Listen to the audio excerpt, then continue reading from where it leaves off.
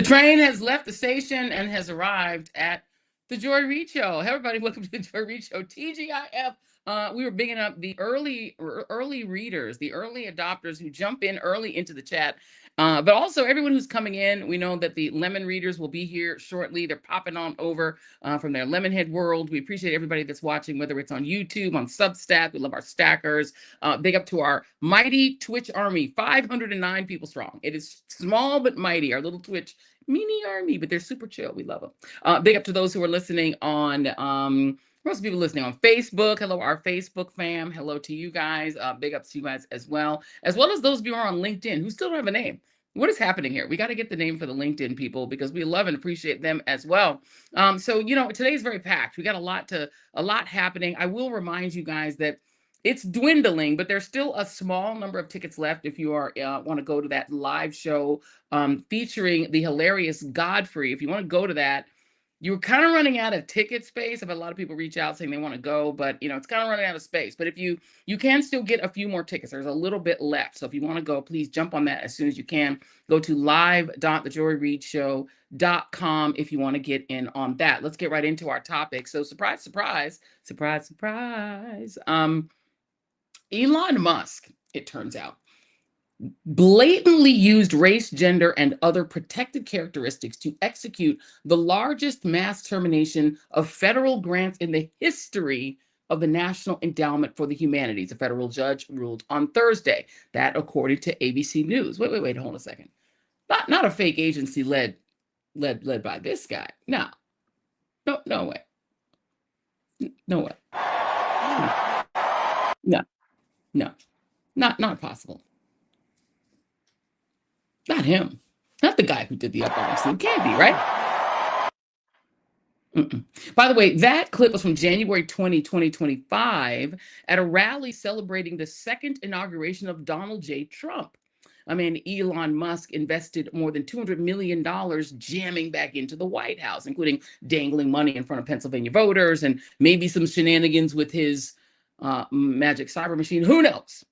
But he and the other tech oligarchs had not long before that wave, or whatever we want to call it, had enjoyed a warm indoor inaugural, while the little people of MAGA froze more than a mile away at the Poor's rally.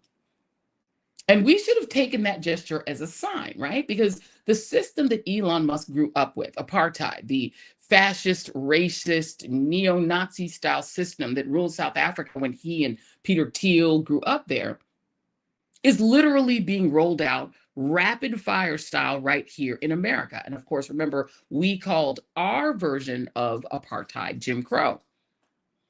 But in their version of Jim Crow, called apartheid, Black people had zero representation in the government, despite being the overwhelming majority of the population and, in fact, the indigenous population.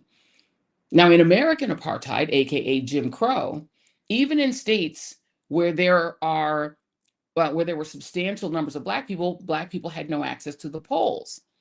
And according to the updated version, which I called John Crow, after one Chief Justice John Roberts, who has been working to create this new version of Jim Crow since he was a 26-year-old Reagan Department of Injustice employee. Under John Crow and his racist hitman, Sam the Scam Alito Jr., under their system, Republicans can gerrymander Black Americans into zero representation here as long as they call it partisanship and don't openly use the N-word.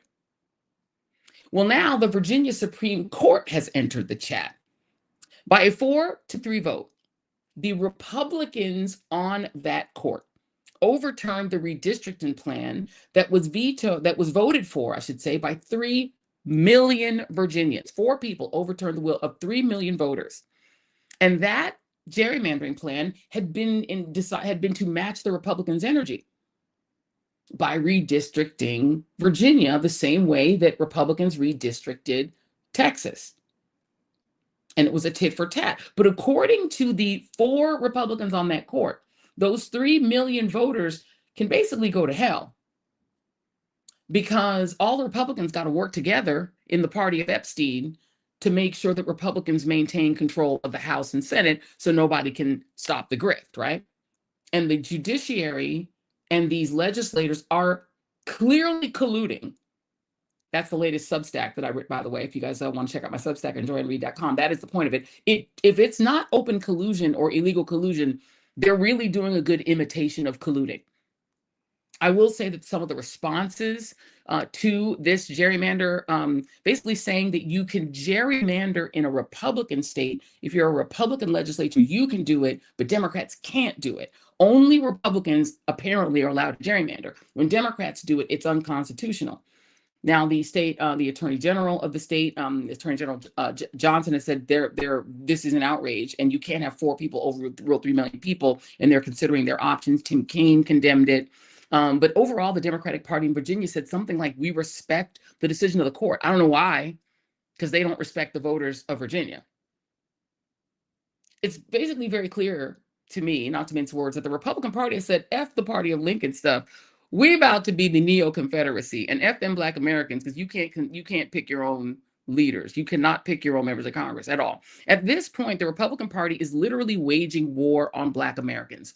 Full stop. Black workers, Black contractors, Black people in the military, Black voters. Even as they also wage war against women who don't want kids, women in the military, women in college. They're also waging war against non-white immigrants, trans people, workers who need to buy groceries, people who have high rent. The Republican Party has basically launched a war against Americans. And as always happens, when conservatives go to war against Americans, whether they call themselves the Democratic Dixiecrat Party in the past, or whether they call themselves Republicans now, Black people are always the first ones to take incoming fire. But people are not just taking it laying down. Let me show you guys how this is playing out across the South. Take a look at this video.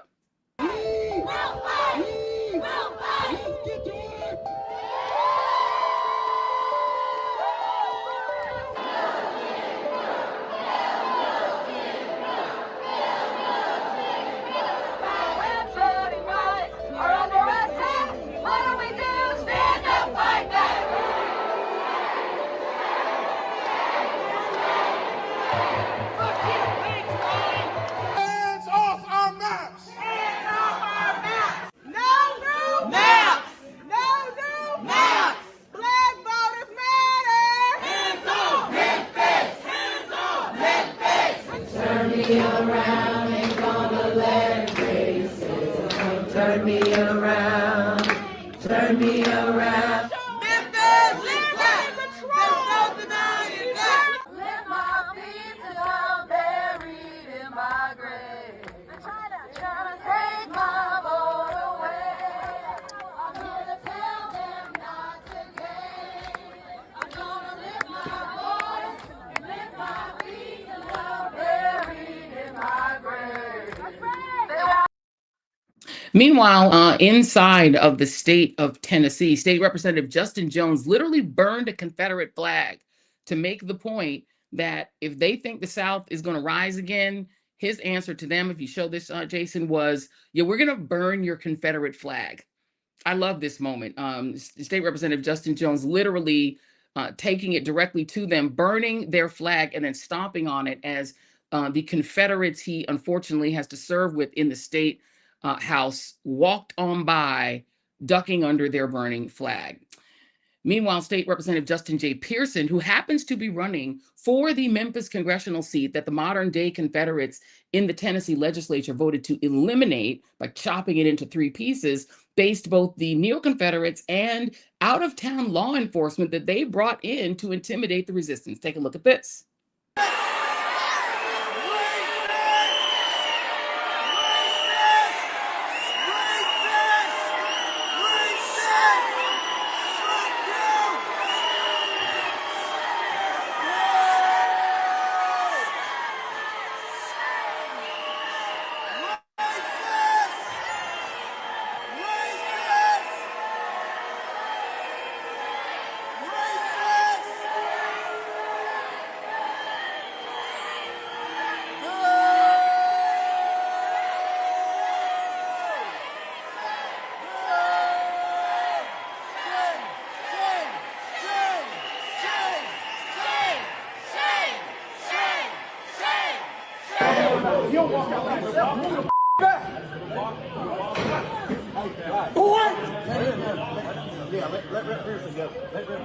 What is wrong with you? What is wrong with you?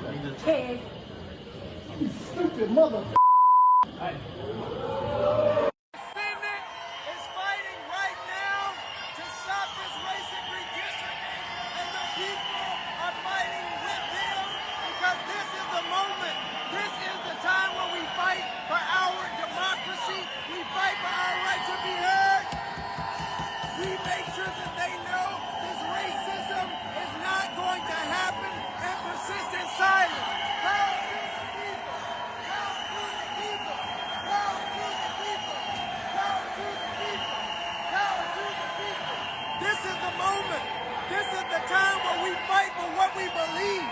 You believe in democracy, you have to fight for it. You have to speak up for it. You have to believe in it in this time. We cannot be silent, and our Democratic colleagues are standing up right now in the Tennessee Senate to demand that black representation matters, black voices matter, black people matter, and we've got a community fighting with us.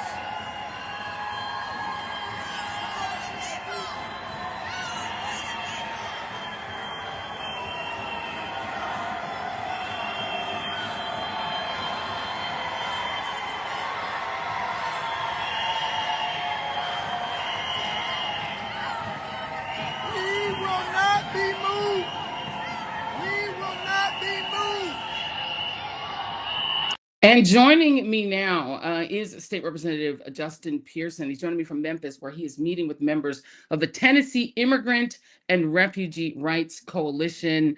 Good evening, young representative. People in the chats are saying they felt every minute of what you've done in their whole chest and in their whole spirit. Talk to me. Where are we at in Tennessee? Yeah, we're still in the fight in Tennessee. We filed a lawsuit today. I'm one of the plaintiffs saying that this needs to be stopped. The NAACP, with the leadership of Derrick Johnson, Kristen Clark, they have also filed a lawsuit to stop this and put an injunction on it. But the fight is still going. I'm still running for Congress. We aren't going to yield and bow down to these authoritarian white supremacist actions of the Tennessee General Assembly. We've been here before, and we know that we cannot bend and we cannot break, because that's what they want to happen. Let me show these new maps so that everybody can see what they've done. This is the new Tennessee map. The New York Times and NBC News are both posting this map that the state legislature put out. They've basically taken District 9, which was Steve Cohen's, the seat Steve Cohen was in. That's the seat you are running in a primary for, and cut it in thirds, cut it in three. And essentially they cut Black Shelby County in three pieces, as well as a 5-way split in the Nashville metro area that gives them a 9-0 Republican split instead of an 8-1 split. Those three districts, is it that you're now going to have to run in one of the three? Tell me, how does this work for you pragmatically? Exactly. Yeah, I got to choose which one to run in and notify the Secretary of State of that. But you can see our district was compact. It represented most of Memphis and Shelby County. It was a very intentional community because it's a community of interest. But what they've decided is to have more Republican power at the behest of Donald Trump. He, after the Calais decision, called Governor Bill Lee to take away the only Black majority district in the entire state of Tennessee. It's the consolidation of power, and you articulate this so well. It's the neoconfederates, right? This is this is the Klan. That hatred at the bottom of lynching trees, it didn't disappear. It dissipated into institutions of power that are now codifying their abuses of power through legislation and through policy, like we're seeing right now with the theft and the stealing of Black representation and the possibility of Black representation across the South. It's Congress now, but State House and State Senate's next. Absolutely. And, you know, to just prove, as if they are letting us know that they are cosplaying as the Klan, that this is the modern day neo-confederacy. They even arrested your brother. Your brother Keyshawn was at least detained. Talk to me about that. You were also manhandled by these Tennessee officers. Jason, we have that up with no sound, but we'll do both of those. Talk to me about this moment. What was happening? Cameron Sexton, who's the Speaker of the House, he always tries to silence the voices of people in the gallery. You can't whisper, you can't hiss, you can't do anything because white supremacy doesn't want for you to watch. It doesn't want for you to be a witness. And too many people were witnessing what was going on. My brother, Allison, Lori, who are also community members of ours, they stood firm and they sat in their seats. They said, we weren't making any noise. We hadn't hurt anybody. We're not doing anything. And so they, in an act of civil disobedience, they refused to be moved. Ultimately, the troopers grabbed my brother and forced him to walk out. And I ran upstairs, as you can see there, to check in on him.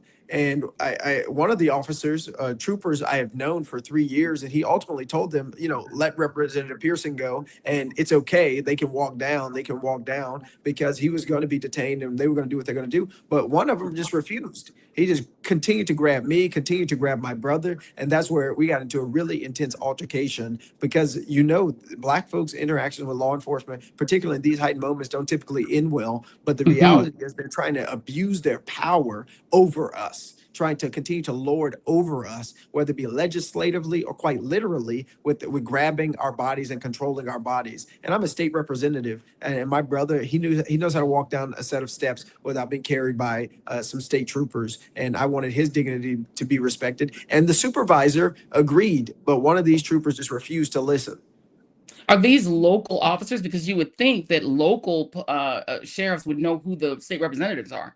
Exactly. No, these troopers are coming from all other types of places. The trooper who was the supervisor actually worked at the Capitol. The one who I had the altercation with, I'd never seen before. And we typically do have decent relationships with the troopers who serve in the Capitol because we see them almost every single day for several months. But this was not one of those.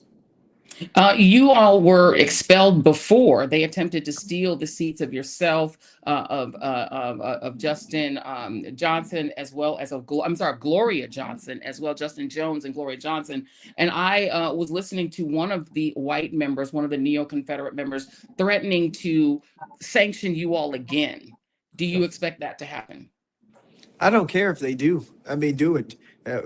We are at an inflection point in our nation's history. And I'm here right now with Turk, folks who do so much for our immigrant community. And we've seen what this administration has done to destroy our communities, to separate families, to deport families, to kill American citizens. They are doing their worst, and we need to do our best to fight against this. And so if that risks being expelled, then expel us. If it risks censuring us, then censure us. But what we cannot do is allow anyone to think that what is happening is okay. We are at a terrifying moment in our nation's history. And if anybody is sitting on the sidelines, you are silently complicit to an authoritarian playbook and to a white supremacist ideology that is being supported by white Christian nationalism that is destroying the very fabric of this country. And so we have an urgency in this moment to work, to fight, to organize, to mobilize, to vote, and also to resist. Before I let you go, and this is not in your state, this is actually the Speaker of the House of the state of Alabama, where there was just mayhem today as they tried to also enact their Alito maps. I'm calling them Alito maps now, and I call it John Crow after John Roberts because the Supreme Court is making this possible. Let me let you listen very quickly to Alabama House Speaker Nathaniel Ledbetter, and this is related to the people that you're standing in the room with right now. Take a listen. This opportunity to look at those congressional districts again gives us a chance at all of them if we get some reprieve from courts, and so we'll see how that goes, and certainly hope that the Supreme Court will overturn Amendment 14 and gives us a shot to revisit those. The Republican Party had that seat in I guess in Mobile, it's number 2 seat, that's congressional seat 2, so the district 2, and so that was one of the things. There's been a push through the courts to try to overtake some of these red state seats, and that's certainly what happened in that one. And with the ruling that happened in Louisiana, we felt like it gave us a chance to maybe regain that seat, but also opened up District 7. So I think that's happened. All we need now is the courts to overturn 14, and we can look at a new election.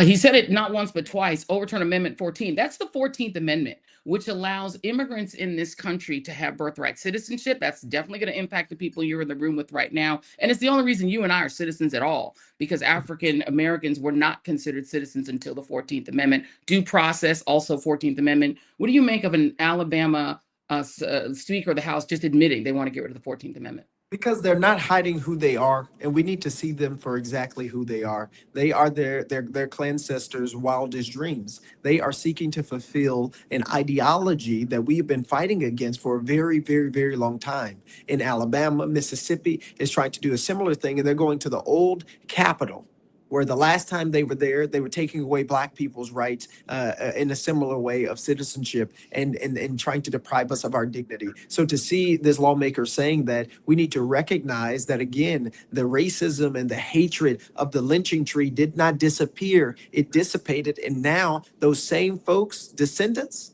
they wear suits and ties. They wear black robes. They wear badges, and they are doing everything that they possibly can to take us back. And we have to fight that at every turn. And the good news that I do still have is that we are still here. Despite everything that they have done and everything that they have tried to destroy our immigrant community, to kill and destroy Black people, to tell women they're second and third class citizens, we continue to persevere. And it is painful, it is difficult, it is dangerous, but we have to continue to persist even now, especially now. State Representative and hopefully soon Congressman Justin J. Pearson, one of the strongest fighters, not just in Tennessee, but in this country. Thank you very much, young brother. I appreciate you making the time. We literally were coming at you very, very late. I knew you had a lot going on, so thank you for making the time. God bless you. Let's keep fighting together. Let's do it. Thank you very much. All right, y'all. So this is what it is. This is their Klancestors' wildest dreams. I'm going to use that one and keep it. Now, look, we're going to get to more of this straight up neo-Confederate rebirth. These guys think they can make the South rise again by essentially eliminating Black representation in the South. We got much more on that coming up. D.L. Hughley has an idea of something we can do to fight back. That's coming up in the next hour. We also have a writer who's going to talk about the racist way John Roberts grew up, which is going to be very telling for the way that he is acting right now with his little John Crow. But before we get to that, I want to take a little shift real quick. I want to play you this Instagram post that completely terrified me. Take a look. Exactly why I told y'all that I was exceptionally concerned about this specific hantavirus outbreak. The World Health Organization has confirmed that the hantavirus strain in this cruise ship outbreak is the one that is spread from human to human contact, the Andes variant. As I mentioned in my initial video, the Andes variant is the only strain of hantavirus known to be spread from human to human contact. It is a strain found in South America, specifically Argentina.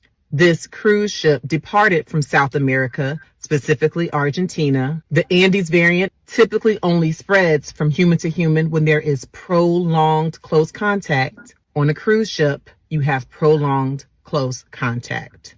I'm Dr. Frita. I'm going to give you some more details about this Andes variant of the hantavirus, and I'll answer the question, should we be scared? Is this likely to be another big lockdown like we saw with C-19 in 2020? Mm-hmm. 3 Okay, people have passed away. Let's leave it there because we want to get that answer from her live, because guess what? Dr. Frita joins me now. Joining me now is the creator of that terrifying post, Dr. Frita Fisher, a quadruple board certified physician, nephrologist, and host of Dr. Frita Live right here on these YouTube streets. She is known for breaking down trending medical headlines, celebrity health news, and more in a way that is clear and easy for viewers to follow, which is very good news for us. Dr. Frita, hello. Hello, Joy. How are you doing? I am doing well, except for you terrifying me when I watched that. I had to send that TikTok to my entire team. It is like all over our Slack because Lord have mercy. Please do what you said you were going to do in that video. How terrified should we be of this hantavirus? I don't want us to be terrified, Joy. I don't want us to be panicked, but we do need to be realistic. When I did my initial post, even though I was a little microbiology nerd, I won my microbiology award in medical school, and the hantavirus has 40 strains, and almost all of them are spread only from rodent saliva, feces to humans. No human to human spread, except for one variant. And I remembered that. And so at the time that the World Health Organization was talking about the fact that it was being spread on the cruise ship, I remember thinking that doesn't fit, for a non-human to human spread. And then after I made my initial post, that very next day, it was confirmed that it was that one variant from Andes, South America, which is where the MV Hondius took off. So now we have human to human spread, but I don't want people to be terrified, because even though, yes, we have now 9 suspected and confirmed cases. Yes, now we know that even people who have left the boat already, who are hanging out, have been exposed. The hantavirus is different from viruses like COVID-19 or even like the measles because it does not spread as easily. For some of these other viruses like measles, you can cough, leave the room, 2 hours later, someone can walk in and they can get the measles. That's the most contagious. But hantavirus is not like that. For hantavirus, you really do have to have close contact, sharing forks, sharing drinks, kissing, being just right there talking in each other's faces. It really does take close contact. And so all of the infectious disease specialists, World Health Organization, CDC, we don't fear right now that it could be the next pandemic. But to be honest, we cannot speak in absolutes because we know viruses do mutate, but it's not likely to be the next pandemic. Well, see, you said sharing forks. We have a country where the entire federal system of caring for our food safety, where we have the CDC, where we have the entire federal health infrastructure in the hands of a man who snorted cocaine off of public toilet seats and ate or consumed the penis of a raccoon, and a doctor from Oprah's show, Dr. Oz, who I'm not even sure is a doctor for real. And the FDA is in control of some other mediocre white man who only got the job because he's white and male. So we don't have a system. I'm not even so sure we can trust if you go in a MAGA restaurant that they are properly cleaning the forks that you're eating off of after the last MAGA person was sitting in front of you. So if you can get it from a fork or eating off of, should we just basically say, if you know the person voted for Trump, don't eat in their restaurant? Like, I don't trust the infrastructure, ma'am, doctor. I don't think that's quite how we should interpret it, but you are right. With our new head of HHS, RFK Jr., he's not a doctor, he's not a nurse, he's not a custodian in a hospital. No medical background, misinformation everywhere. And he has a worm eating his brain. He does have a history of that as well. Okay, so the confidence is down. He turned the food pyramid upside down. We can go on and on and on. He's telling us to eat saturated fats, beef tallow. Oh my gosh. Oh, and please don't forget that he says that all Black children should be sent off to wellness farms and reparented. We should be on fire. Can y'all just back up? He wants to take all Black children and take them from their parents and raise them on a farm or on some sort of public farms, which sounds a lot like slavery. And what are they going to do? All eat the penises of raccoons together and not be vaccinated and die from COVID and measles? Like, what kind of farm is this? Is this a farm where they only eat supplements sold by RFK Jr.? Like, what's happening here? Well, according to him, he didn't say it, even though we have it on tape and it's verified. Yeah. So, point taken. Our leadership is not one that's very sobering. And again, we're no longer involved with World Health Organization. And on day one, RFK Jr. fired all of the people who were experts in immunization practices, replaced them with his own people who were vaccine skeptics. And so, you are correct. And to your point, again, I don't want to fearmonger. I'm operating in facts. We do know that there are at least 5 states where people who were on that cruise ship, the MV Hondias, are now here in the States. Reportedly, they have not tested positive for hantavirus. Reportedly, we don't have any suspected cases. But I will say, with our system, all of them are not being quarantined. All of them are not being isolated. And it's important to understand that after you're exposed to the hantavirus, it could take anywhere from 1 to 6 weeks, 1 to 8 weeks per some studies before you even have symptoms. And so if they were on that boat even 6-7 weeks ago and they're walking around, then it is possible that they could still have developed hantavirus. We know that there was one Swiss man who had already left. He was off of the cruise ship. He was in Switzerland, living his best life. He found out what happened. He got tested. He has hantavirus. And so to be realistic without creating a panic, it still is out here. And we still do have people now who are not contained, who are off of the boat and who are in the United States who could still develop hantavirus. That is a very real possibility. And without us having super confidence in our leadership, I do understand people having fears, but all we can do is when you're in tight public spaces, please wear a mask, make sure you do good hand washing, and avoid rodents. And listen, if you're trying to clean up all of whatever rodents are in your attic, don't sweep, don't vacuum, because you're just going to aerosolize the rodent feces particles. What you want to do is use a bleach solution and let it sit for 5 minutes and then wipe it up with paper towels. And I did not see that in my tarot cards that I'll be talking about how to clean up poop, but this is a public health situation. Yeah. But I mean, it's a couple of things on that. Number one, who's tracking the people who got off that ship in this country? Well, all of those details aren't clear. I can tell you that as far as, at least as of today, what was shared is that these individual state governments are in charge. Some of this, like at least as of this morning, California had not revealed the exact number of people who were identified from the MV Honduras. Arizona shared that the person who was on that cruise ship and now in Arizona is not being required to be isolated or quarantined.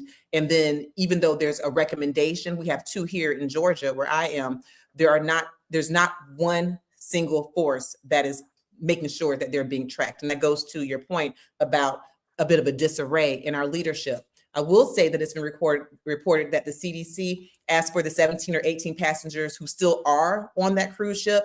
The plan is for them to be escorted to Nebraska from last reports, and for them to be placed together in an isolation. And so that is the plan, but there is no one solidified plan. And quite honestly, it would be safest to require that everyone who's on that ship to stay away from everyone else until that full 8 weeks has run out. That would just be, the safest for all of us. But I can't stand here and tell you in good faith that that's what's happening. And I cannot tell you in good faith that we have great solid leadership as far as our infectious disease protocols.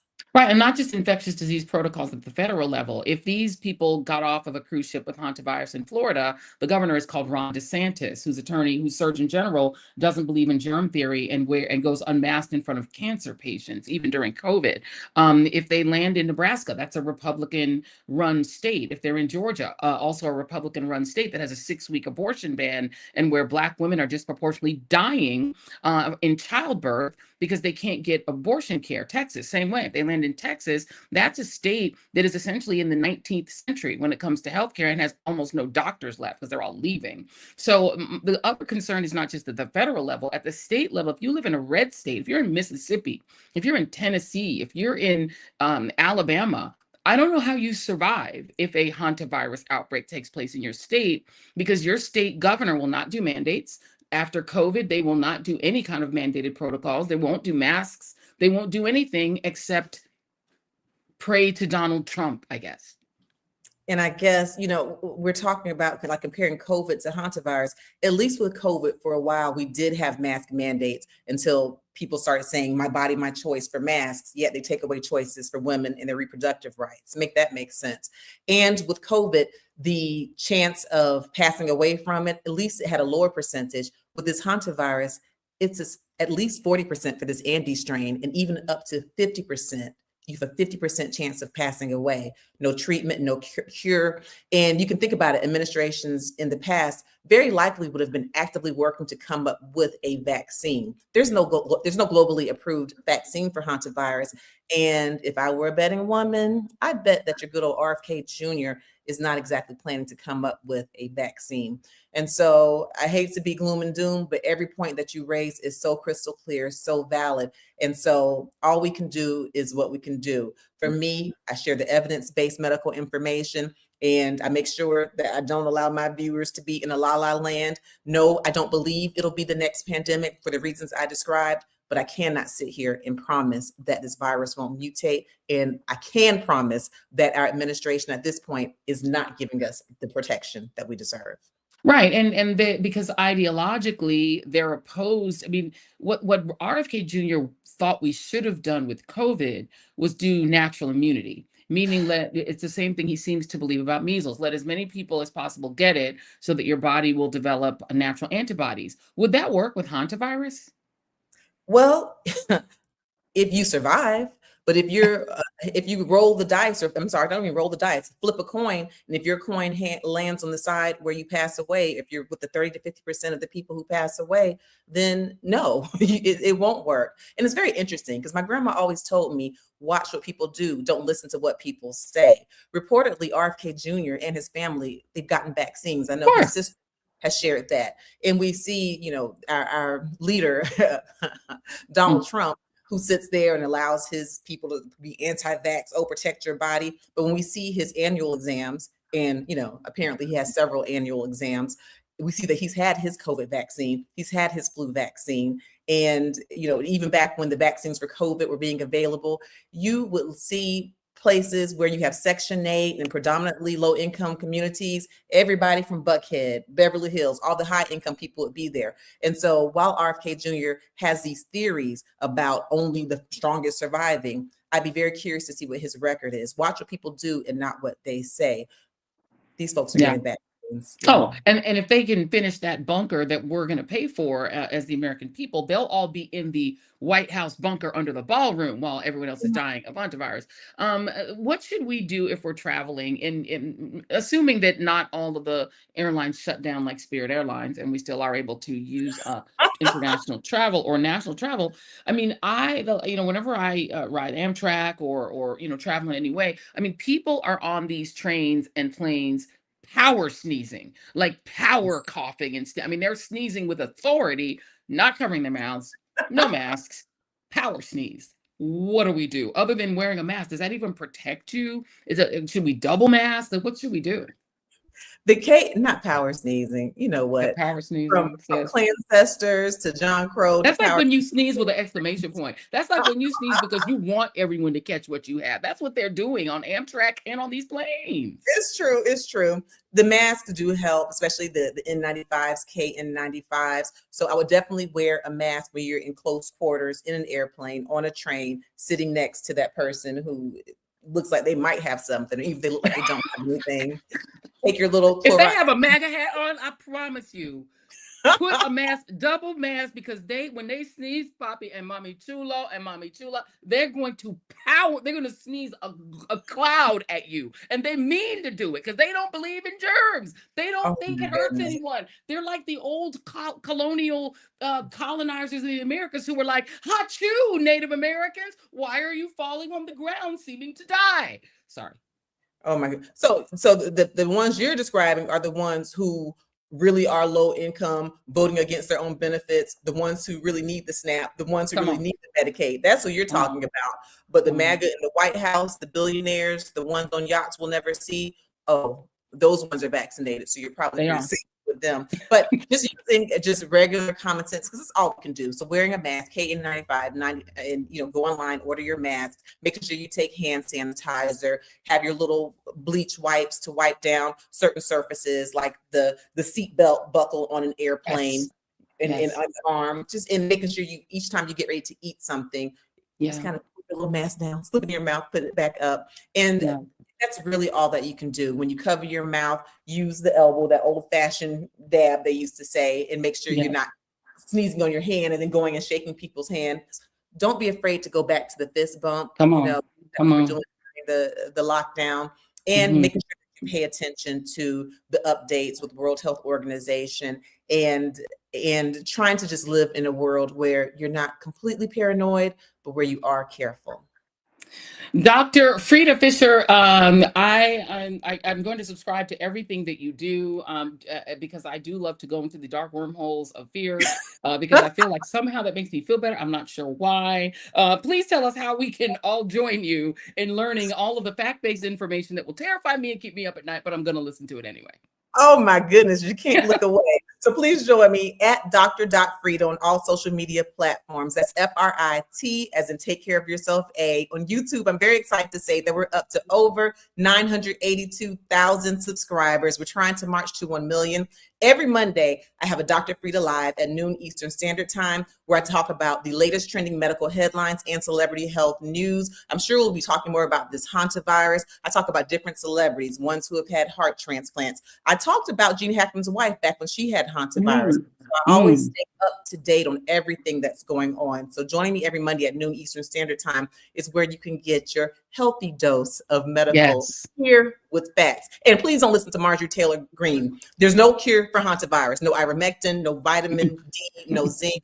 That is a myth. And the Jews did not create it with a laser. They don't have a laser. If they did, they need to give it to the blacks because we clearly need it more. Dr. Frita, thank you. They don't have a laser that controls the weather. Thank you. This is too much.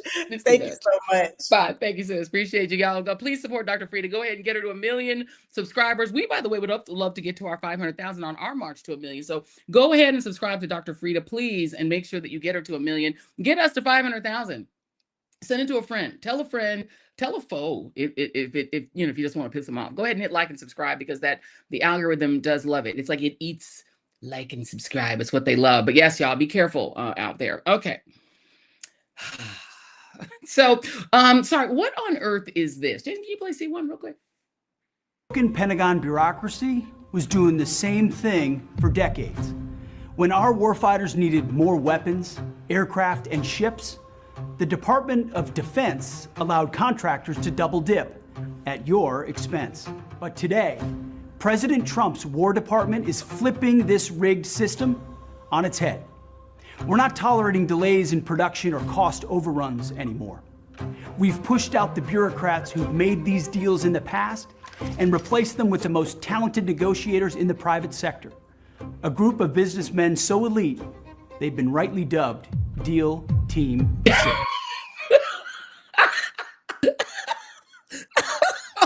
Deal Team 6. Lethal effect, not politically correct.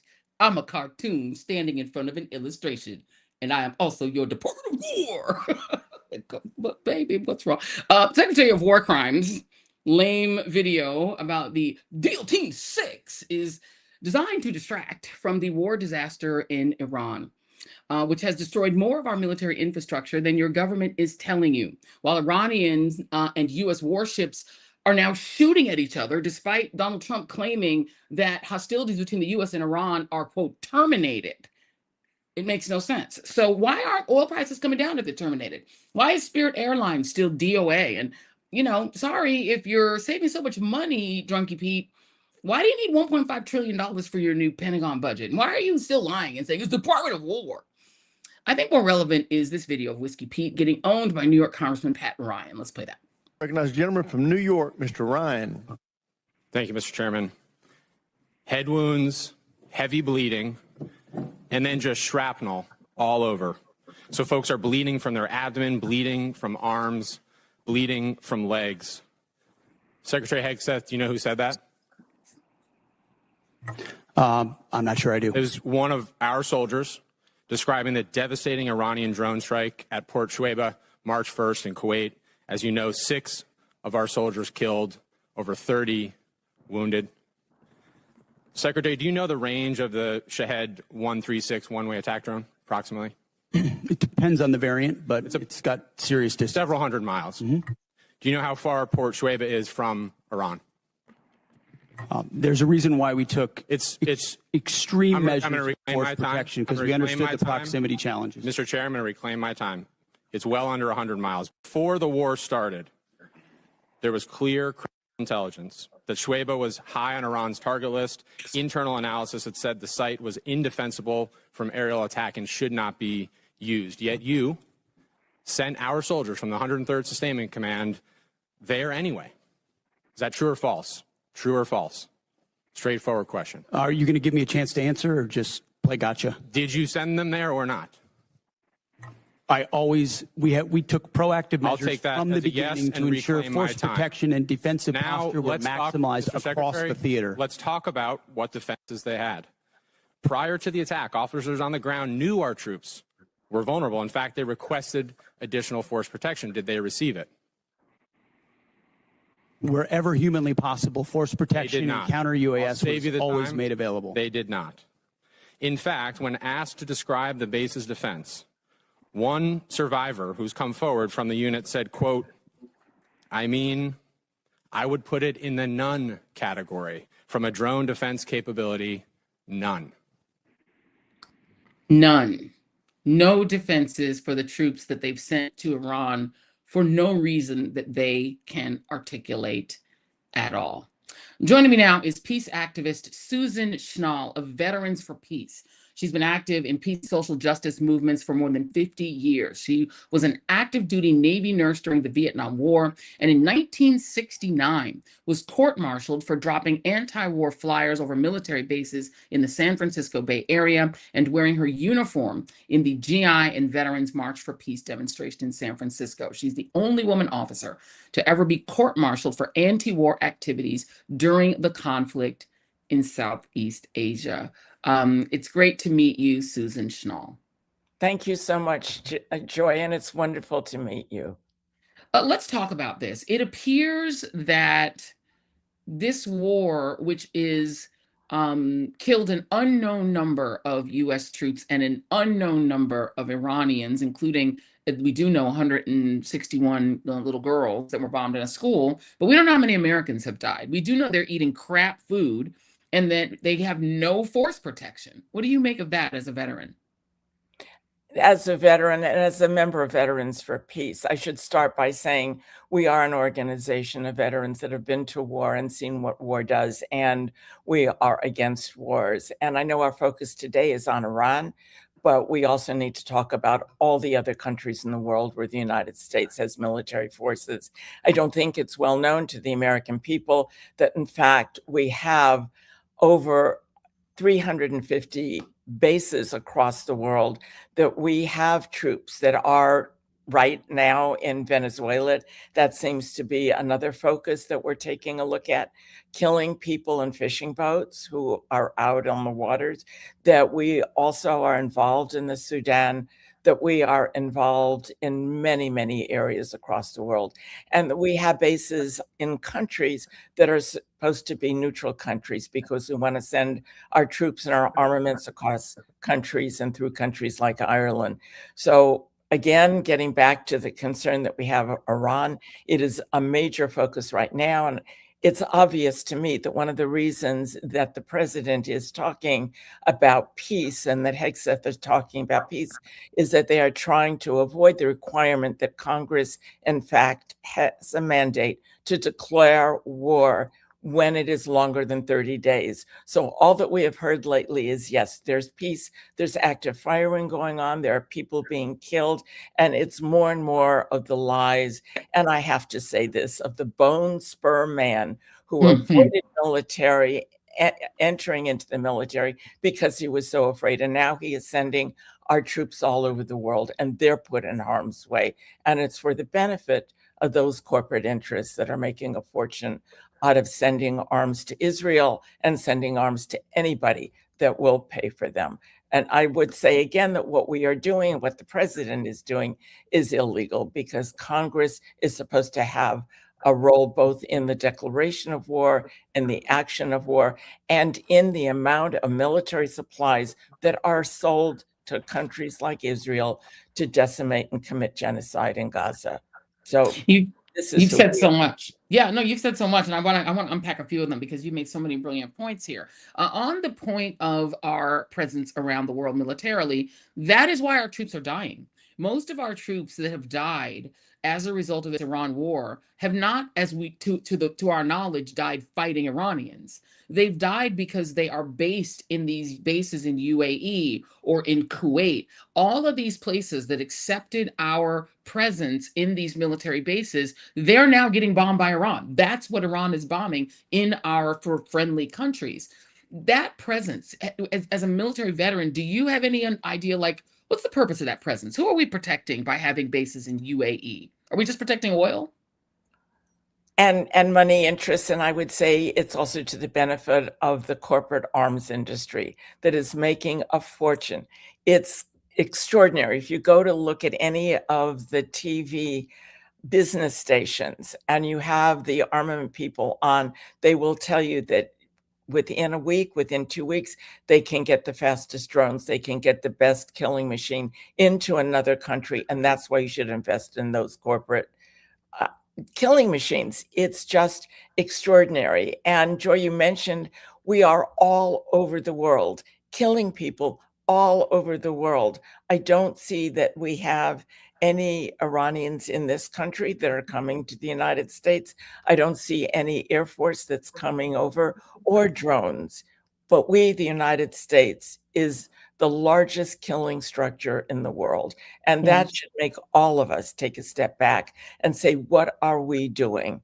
As we move into Memorial Day and we're moving into a celebration of what? What is this country? What was it? What do we want it to believe? What do we want it to be? And how can we get that done? And how can we change the values and the politics of the people in this country?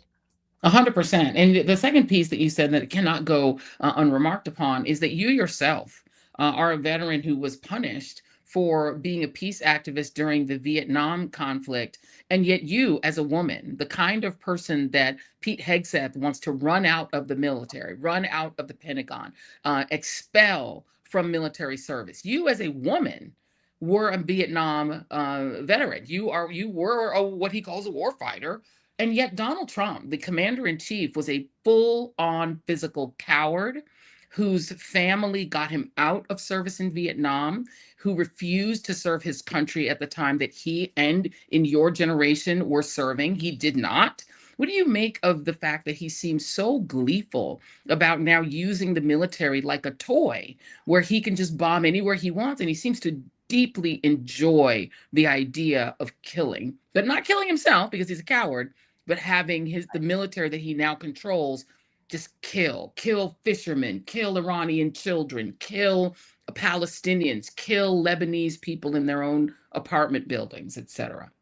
It's as though he's sitting at a desk and doing video games, because that's what he knows. I just need to correct one thing. I did not serve in Vietnam. I took care of the men who were injured in Vietnam and saw that's the still impact service. of the war. I still think that's service, Susan. To me, it is service. That is service. Yes. Absolutely. And so I saw what war does to human beings. I saw the young men who I cared for. I tried to save their lives. There are many who came back with terrible infections whose lives we couldn't save. So we saw the impact of war. And I also saw the impact of how we train troops, and we train our troops to hate the other. And the other is who becomes our enemy, and how that relates to what is going on in this administration today, which is the ongoing impact of racism on this country, and how this is, I know this has been going on for years, but it's become almost, it's okay because the government says it's okay to do that. That is terrifying to me. That is bringing the war home to this country and saying, now we're going to pit people against each other right here. It's extraordinary. We who want peace and social justice have a lot of work to do. And what do you, when you talk to other people that are in Veterans for Peace, your fellow veterans, what do they think of Pete Hegseth? What do people think of him? Oh my goodness, that he is a cartoon character. In my mind, that's what I see when I see him, and see the way that he dresses and wears the shoes the president wants him to wear. These are people who are terrified of their own shadow, and yet they get up there and they send our young people to war to face danger and lose their lives. How dare they?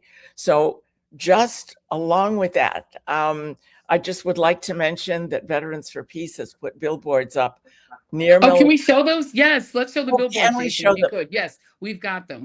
Please talk over this this clip. Go for it. These are wonderful. So we were, in fact, inspired by Senator Kelly, who talked to the troops and talked to people about not obeying illegal orders. Rory Fanning, who you just saw there, is also a veteran in Veterans for Peace. So we put these signs up. Again, they're near military bases all around the country and the most active of the military bases. And they say to our troops, You need to understand what your orders are.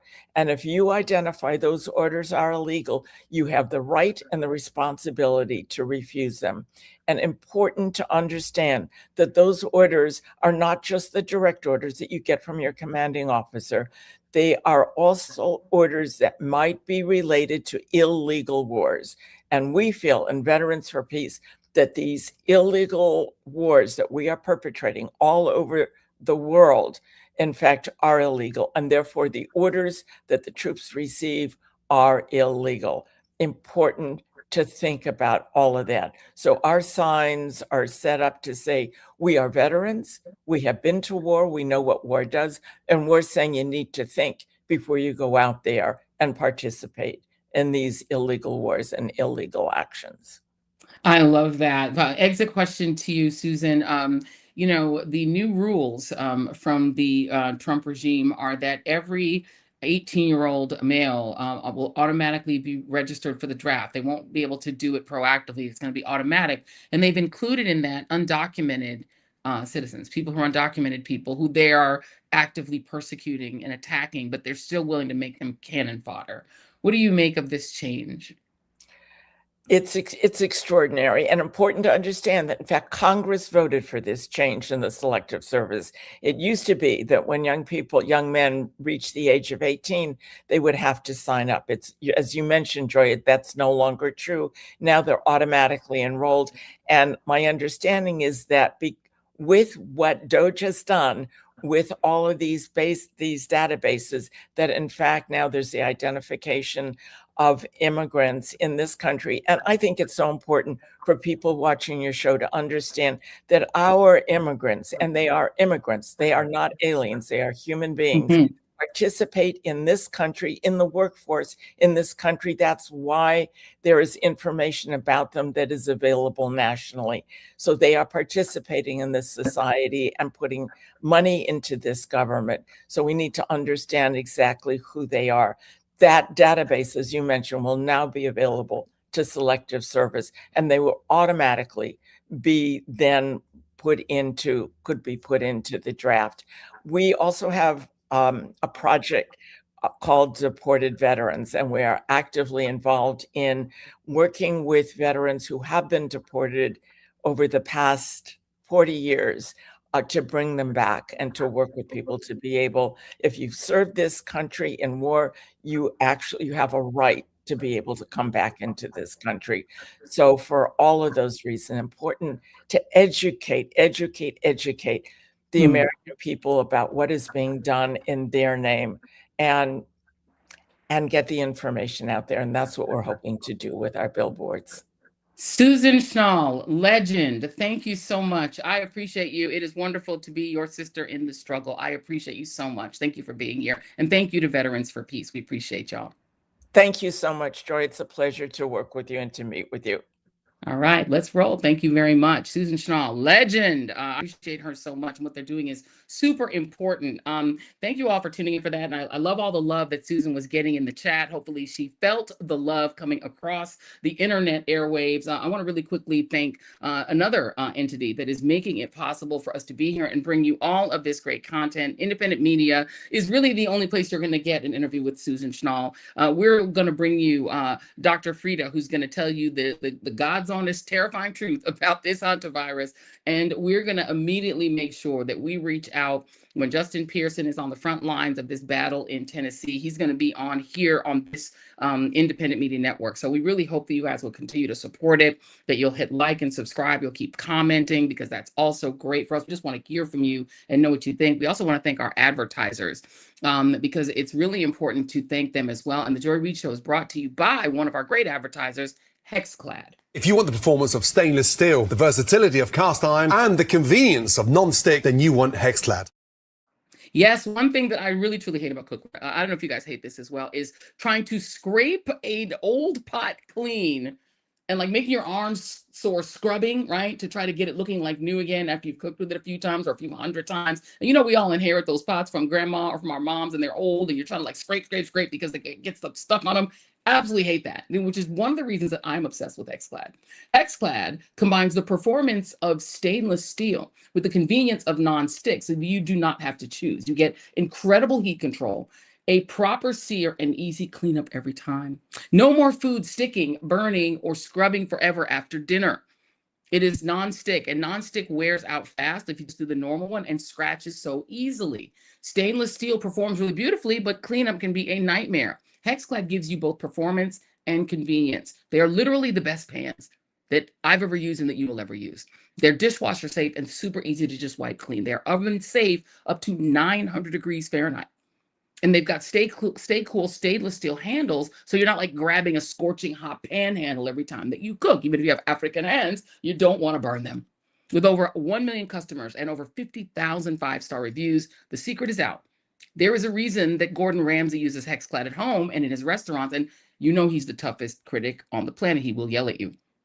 All HexClad products come with a lifetime warranty. It is literally the last set of pots and pans you will ever have to buy. Now, if you're looking for a last-minute gift for your favorite foodie, HexClad's 12-piece set is the ultimate all-in-one cookware upgrade with 3 variable pans, 2 saucepans, and a family-sized stock pot, each with its own lid. You'll have every tool that you need to cook for a crowd and also to master any recipe. It's built with HexClad's patented hybrid technology and backed by a lifetime warranty. This set is designed to be the last cookware set that you'll ever have to buy. So for a very limited time, you can shop the HexClad Mother's Day sale if your mom is a foodie for up to 49% off site-wide.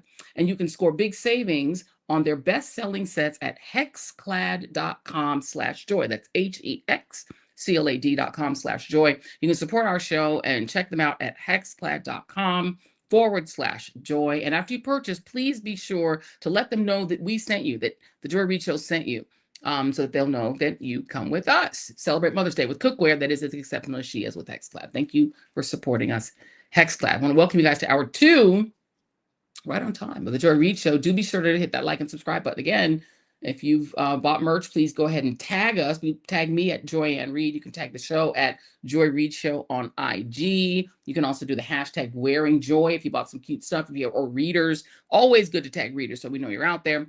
If you're a Team TJRS member, you can throw in a hashtag Team TJRS as well. Why not do it all? Also want to thank another one of our great sponsors. The Joy Reid Show also brought to you by our friends at Remy. Okay, so where are my teeth grinders at? Teeth grinders anywhere? I know that I have this really annoying tendency of clenching and grinding my teeth, and it can drive you crazy. And you know, my smile is important to me. You got to have it. My name is Joy, after all. That is why I trust Remy to protect my teeth using their custom night guard along with 350,000 other Americans. Remy night guards are the only FDA cleared and clinically tested at-home impression kit night guards on the market. Now, not only do they help your teeth, help keep your teeth from getting damaged from grinding, they also help reduce jaw tension and facial muscle strain. They also improve your sleep quality. And you know, we need sleep in these moments. You will get the same professional quality and comfort as a night guard from the dentist, but for 80% less of the cost by taking your own impressions from the convenience of your home. So Remy saves your impressions so that you can enjoy the convenience and savings of the Remy Club, where they'll just ship you a new top and bottom night guard every 6 months. So how it works is after you purchase, then you get your impression kit. It comes right straight to your door. You follow the step-by-step instructions. You get your perfect impression. Remy crafts and ships you your custom fit night guard. You get your night guard back and you start protecting your teeth. Boom. That is all you have to do. Easy peasy. If you want to go ahead and protect your teeth with Remy, just do so by using code JOY at checkout to get 50% off your new night guard with Remy Club Subscribe and Save. That is 50% off at shopremi.com/joy with code JOY. Thank you, Remy, for sponsoring this episode. All right, so I want you guys to take a moment because we're going to circle back and talk about this mess that we're seeing in every state. As you heard Justin Pearson say, in Mississippi, they are going to be voting to eliminate the one Black-held seat in that state as well. They're going to get rid of that seat as well. But they're going to do their vote in the old Confederate courthouse, state house. I promise you, it sounds crazy to say it, but this is Benny Johnson's seat. He's the only Democrat and the only Black congressman from Mississippi. And I think he might be the first Black congressman from Mississippi in, since Reconstruction. They're going to eliminate his seat too, but they're going to do it in the old Confederate State House. That is where they're going to go. They were, because they're doing repairs on the current State House, they were going to do it in a schoolhouse. But instead they said, no, we're just going to go open. We're going to go open Klan. We're just going to put the hoods right on with the pointy tops and just do it there. So that's what they're doing in that state. They're redistricting and removing the seats in Alabama, Tennessee, Louisiana, as well as Mississippi, Florida. They're going to cut Black representation down to 2 seats. And of course, they already did Texas, where they tried to take 5 seats, 3 Black and 2 Latino. So they're coming for Black voting rights primarily, but also brown voting rights as well, and really just progressive voting rights. One of the really important points to make on that is these are the most progressive Congress members in these states, as well as the only ones who give a damn about Black people in the state. If you think a right-wing Republican congressman gives 2 shits about their Black constituents in these seats that are now only 20 or 30% African-American, you don't know the Republican Party. But I do. So let's go back to Tennessee. I want you all to take a few minutes and listen to Representative Justin Pearson's full floor speech that he made before the people who he called their Klancestors' wildest dreams voted to eliminate the seat he's running for in Congress. That's D1, Jason, please. Minutes. These maps are racist tools of white supremacy at the behest of the most powerful white supremacist in the United States of America, Donald J. Trump. Memphis is the most beautiful place on the planet. It's the place that raised me, my brothers, my parents, my grandmothers, and where my ancestors' bones rest. And what you are doing today is eviscerating the only Black majority congressional district in our state because we are majority Black. We are here because this Republican Party has to seek to steal elections and seats, because the president and the party have refused to address the pain, the suffering, and the struggling of everyday Tennesseans. This is about attacking, targeting, and cracking District 9 into pieces for more political and racial dominance and white supremacy in the state of Tennessee. And we need to realize that the Calais decision that you all are basing your decisions off of, that gutted the Voting Rights Act, that Voting Rights Act was paid in blood. It was not just a parchment of paper signed into law. It was paid in blood on the Edmund Pettus Bridge. Paid in blood by Medgar Evers, paid in blood by Fannie Lou Hamer. It's been paid in blood year over year, time after time, assassination after assassination, lynching after lynching, so that more people might be able to ascertain access to this constitutional democratic republic experiment that is currently being gutted and seeking to be gutted by this chamber, by this House, this Senate, and this state. What is happening here is immoral and wrong. And I was reading my Bible early this morning, asking God why this is happening. Why, again, does it seem that white supremacy is seeming to gain? Why, again, does it seem like the pillars of pain that we have felt and experienced for over 400 years in this country continue to rise again?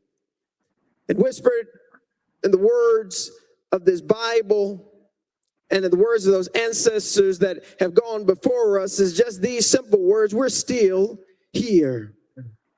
We are still here. This nation, this state has legislated and legalized the worst things in humanity, including our enslavement, and we are still here.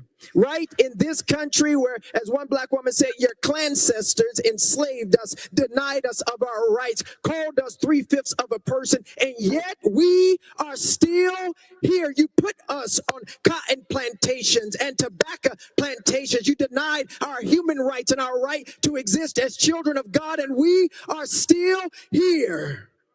You destroyed Tulsa. You killed and lynched black folks on poplar trees. Shelby County, Tennessee had the most lynchings of anywhere in this state where you're taking this district, and we are still here. You've had 3 strikes laws, mass incarceration, denied us of who we are, and we are still here. And today you'll take the only majority black district from us. But I want you to know, and I want my nephew, sons, and the future to know, no matter what you do, no matter how much you try and break us and make us bend and make us quit, we will still be here.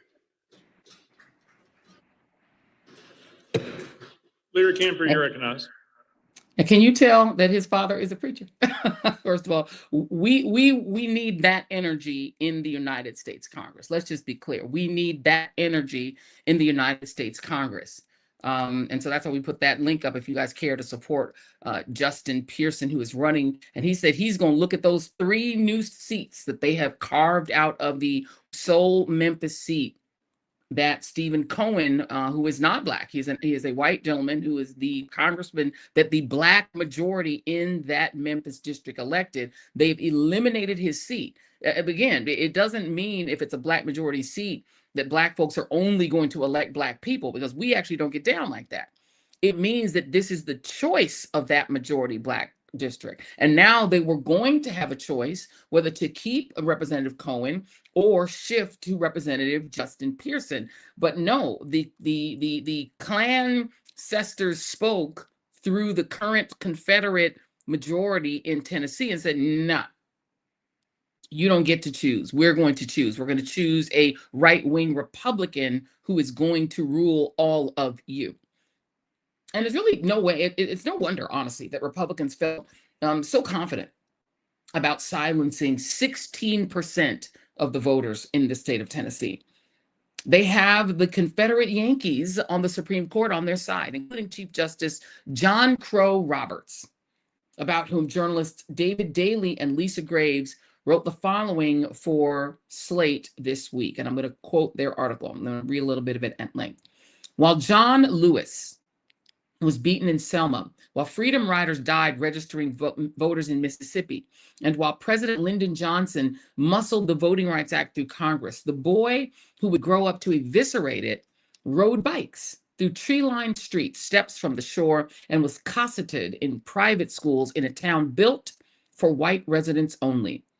Now that Chief Justice John Roberts has completed his decades-long effort to undo the most successful civil rights legislation in American history, a simple question remains. Why?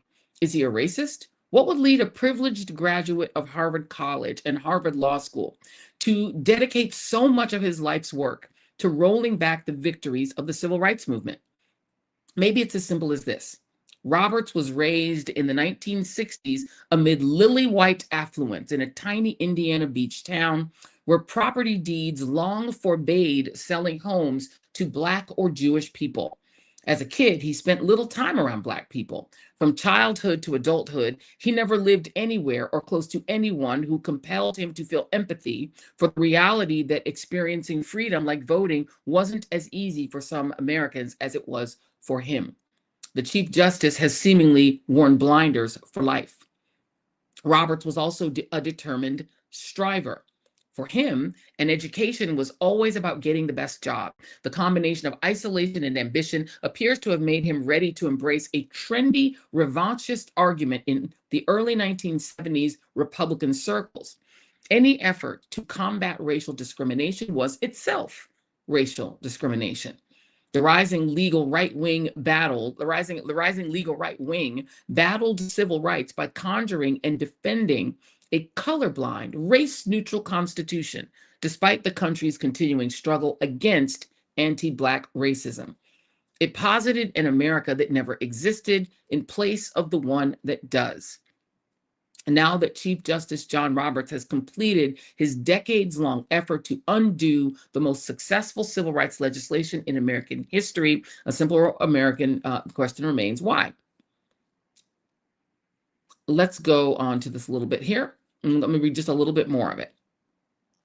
Back in the 1970s and 80s, when this idea of a colorblind constitution was nothing but the sound of calculated white resentment, a well-off young man willing to embrace such a grievance could find the doors of power swinging wide open. Thanks to Roberts, this benighted nonsense is now the law of the land. Any effort to understand Roberts' dangerous combination of doggedness and blithe indifference must begin in ritzy Long Beach, Indiana, a wealthy enclave on the shores of Lake Michigan, home to some of the Chicago area's wealthiest executives. His father, who helped manage a New Burns Harbor plant for Bethlehem Steel, chose to move his family half an hour northeast along the dunes rather than west, where most Black Midwesterners lived. Deep into the 20th century, Long Beach advertised itself as a vacation land within a highly restricted home community where all residents, and this is a quote, are Caucasian Gentiles, unquote. During his 2005 confirmation hearings to become Chief Justice, Roberts described an idyllic heartland childhood lifted from a John Cougar Mellencamp song, all endless fields that were punctuated by an isolated silo or a barn. That was the same day Roberts unveiled another bit of brilliant PR, claiming that he would be a humble judge, comparing the job to that of a baseball umpire. A young man from Indiana could really go places if he appeared right out of central casting and could rebrand colorblind racism as just calling balls and strikes. Maybe Roberts glimpsed farmland from the backseat on a drive to his exclusive prep school, but he wouldn't have seen a barn or a John Deere combine next door to his parents' lovely five-bedroom mock two-door home. There were no silos at La Lumiere, the private Catholic high school Roberts attended, an enclave within an enclave located on a former lakefront estate.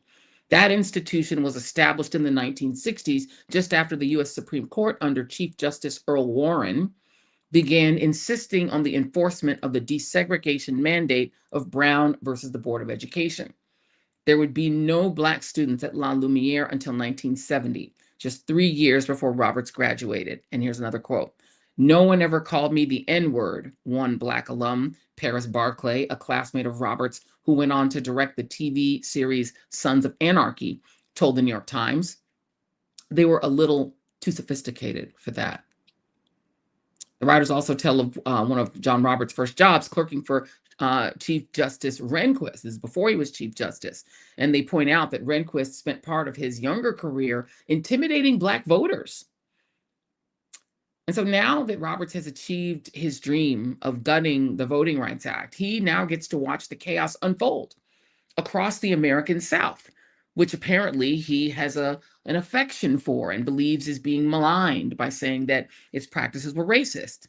I guess he doesn't realize that colorblind was the way that the South got back into the Constitution and claimed that when they said you can't vote unless you can guess how many bubbles were in a bar of soap, but the answer to how many bubbles was a secret between the white voting registrar and the Klansman that he hung out with, or when they said, well, it's just a grandfather clause. You can vote as long as your grandfather could vote, knowing that almost all Black people's grandfathers were enslaved.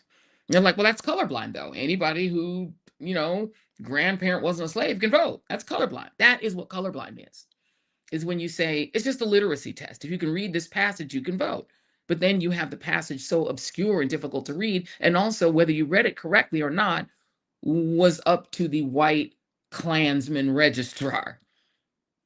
All of these things were colorblind. That is the way that the South got around the 15th Amendment, is that they said, well, we're not preventing people from voting. We're just saying you can only vote if you pay this poll tax. Then they make the poll tax so expensive that nobody Black can afford it. It's colorblind. And John Roberts has now said that is the way our voting should be. That as long as people who are gerrymandering maps in the South don't scream the N-word or literally write in their gerrymandering laws, this is to exclude Black people, they can do it, unless they're a Democrat. If the Democrats do it, it's unconstitutional, at least according to the Virginia Supreme Court. And I would love that case to get litigated right back to John Roberts to see if he upholds that one like he upheld Texas. I just want to read one more little piece of this Slate article because it's so good. We're going to link the article in the description here. It says, As those GOP legislators ripped up Black districts and the Roberts Court's hyper-partisan ruling faces a growing backlash, Roberts now has the audacity to give speeches claiming that it is wrong to view justices as political actors. And scene. This person might be one of the most insidious racists in American history. Because what John Roberts does is he does a country club version of the Klan, like the old citizens councils, which called themselves citizens councils, but were really white citizens councils. And they were saying, all we want is a safe neighborhood where everyone gets along and has commonality. We're not racist. We're just saying that people of a certain sort can't live here. And it just turned out that the certain sort were all Black people or Jewish people. And in John Roberts' own growing up neighborhood, that was literally the case. You couldn't live there if you were Black or if you were Jewish. And of course, they would say, well, we're not racist. We just want to be around people like us.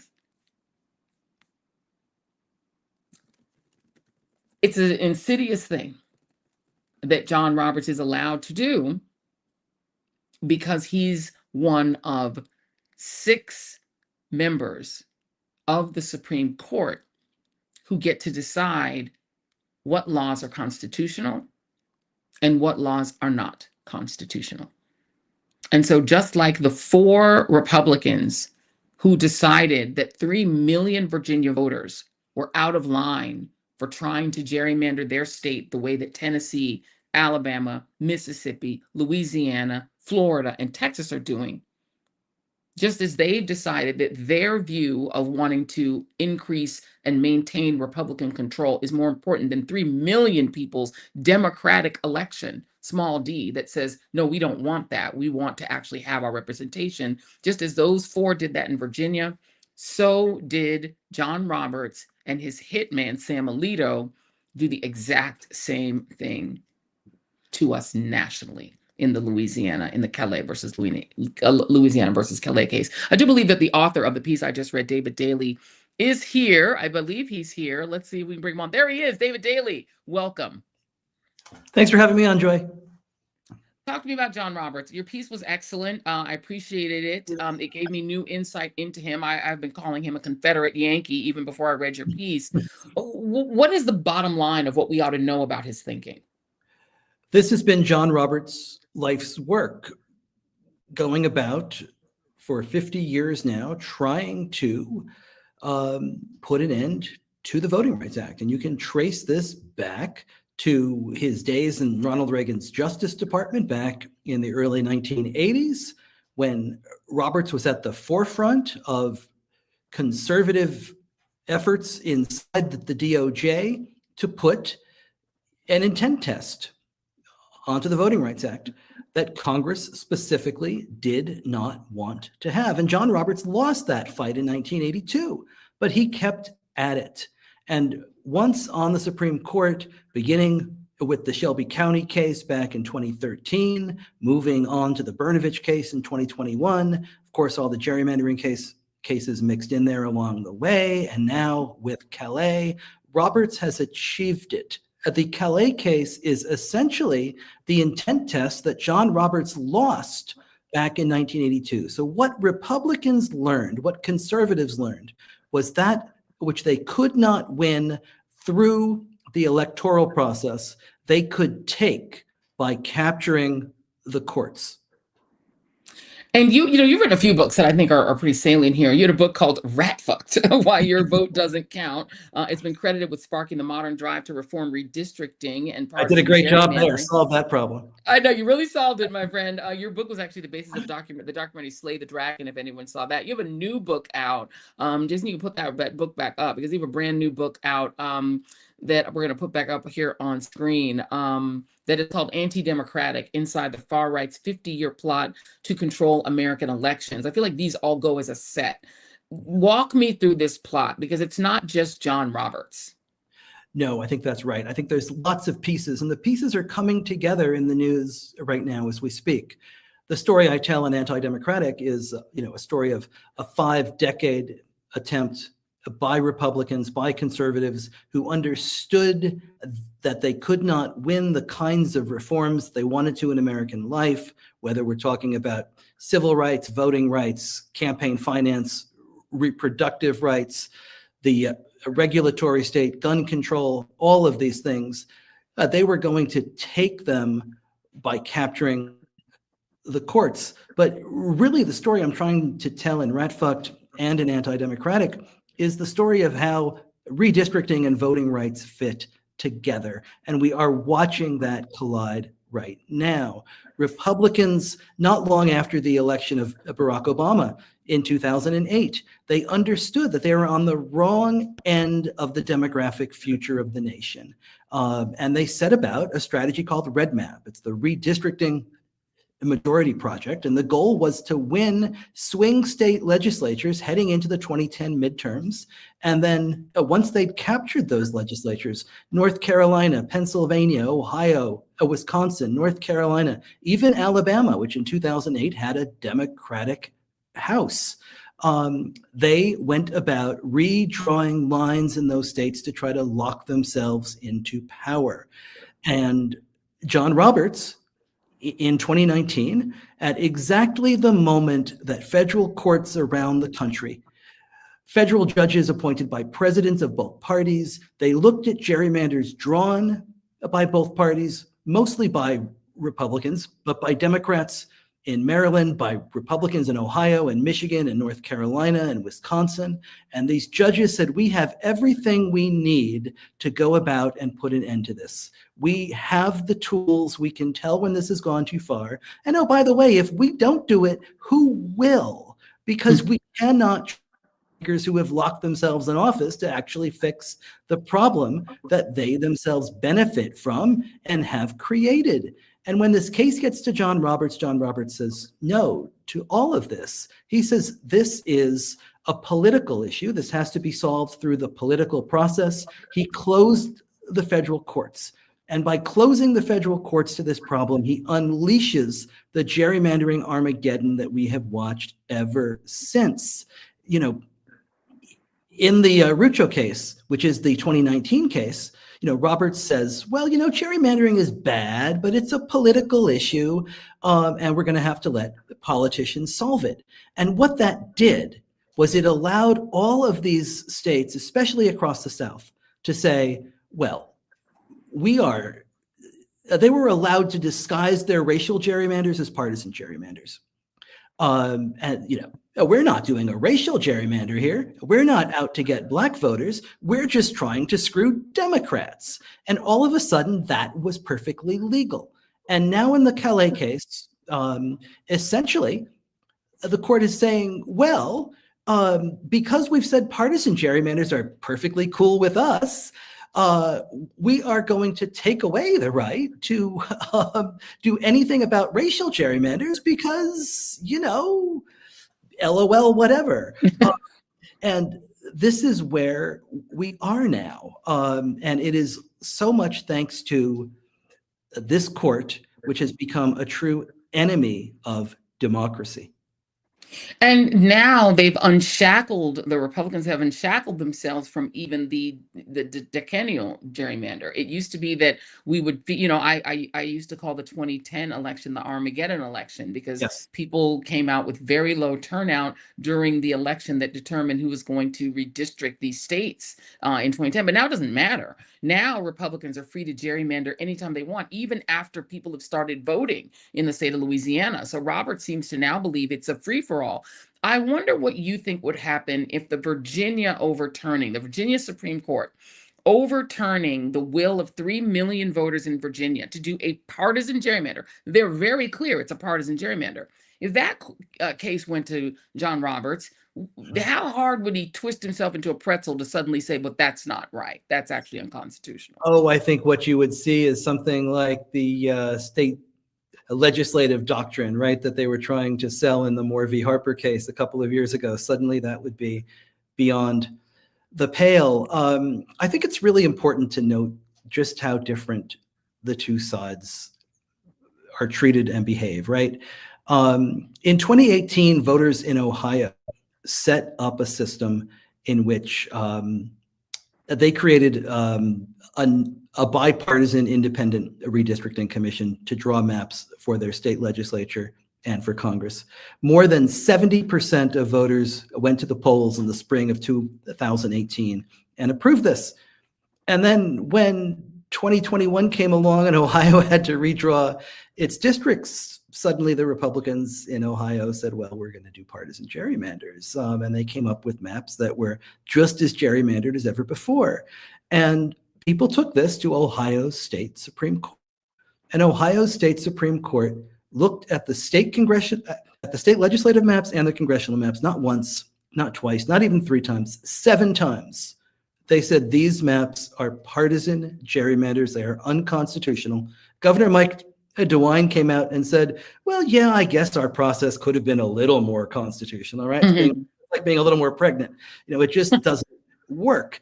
And they stiff-armed Ohio's state Supreme Court, and they got away with their gerrymandered map. Their gerrymandered map was in effect for 4 years, and then they went back this spring and they re-gerrymandered it, and they added an additional 2 new seats. And so I think Democrats are going to have to understand what it is exactly that they are up against here. Yeah.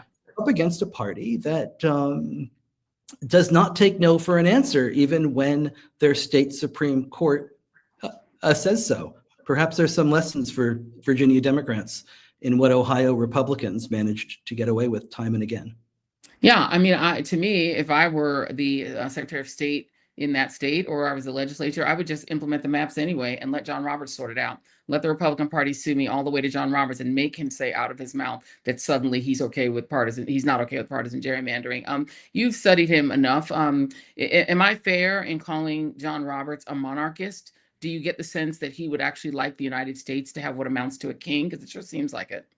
Well, that was certainly his decision in Trump versus United States, wasn't it? I mean, he essentially gave Donald Trump immunity for all of his public acts, anything that could be called a public act. So in many ways, he has created this. You know, I mean, I think if you want to look at what John Roberts has done, John Roberts is less the Chief Justice of the U.S. Supreme Court than he is the most effective Republican political strategist and operative of the last 50 years. Mm-hmm. Because Roberts, when he came into office in 2005, Republicans never imagined that they would be able to take on the Voting Rights Act quite like this, right? In 2006, the Voting Rights Act is reauthorized by Congress, a Republican Congress, nearly unanimously. It's signed into law by George W. Bush, beaming in the Rose Garden alongside Jesse Jackson. You know, so on gun control, on campaign finance, on reproductive rights,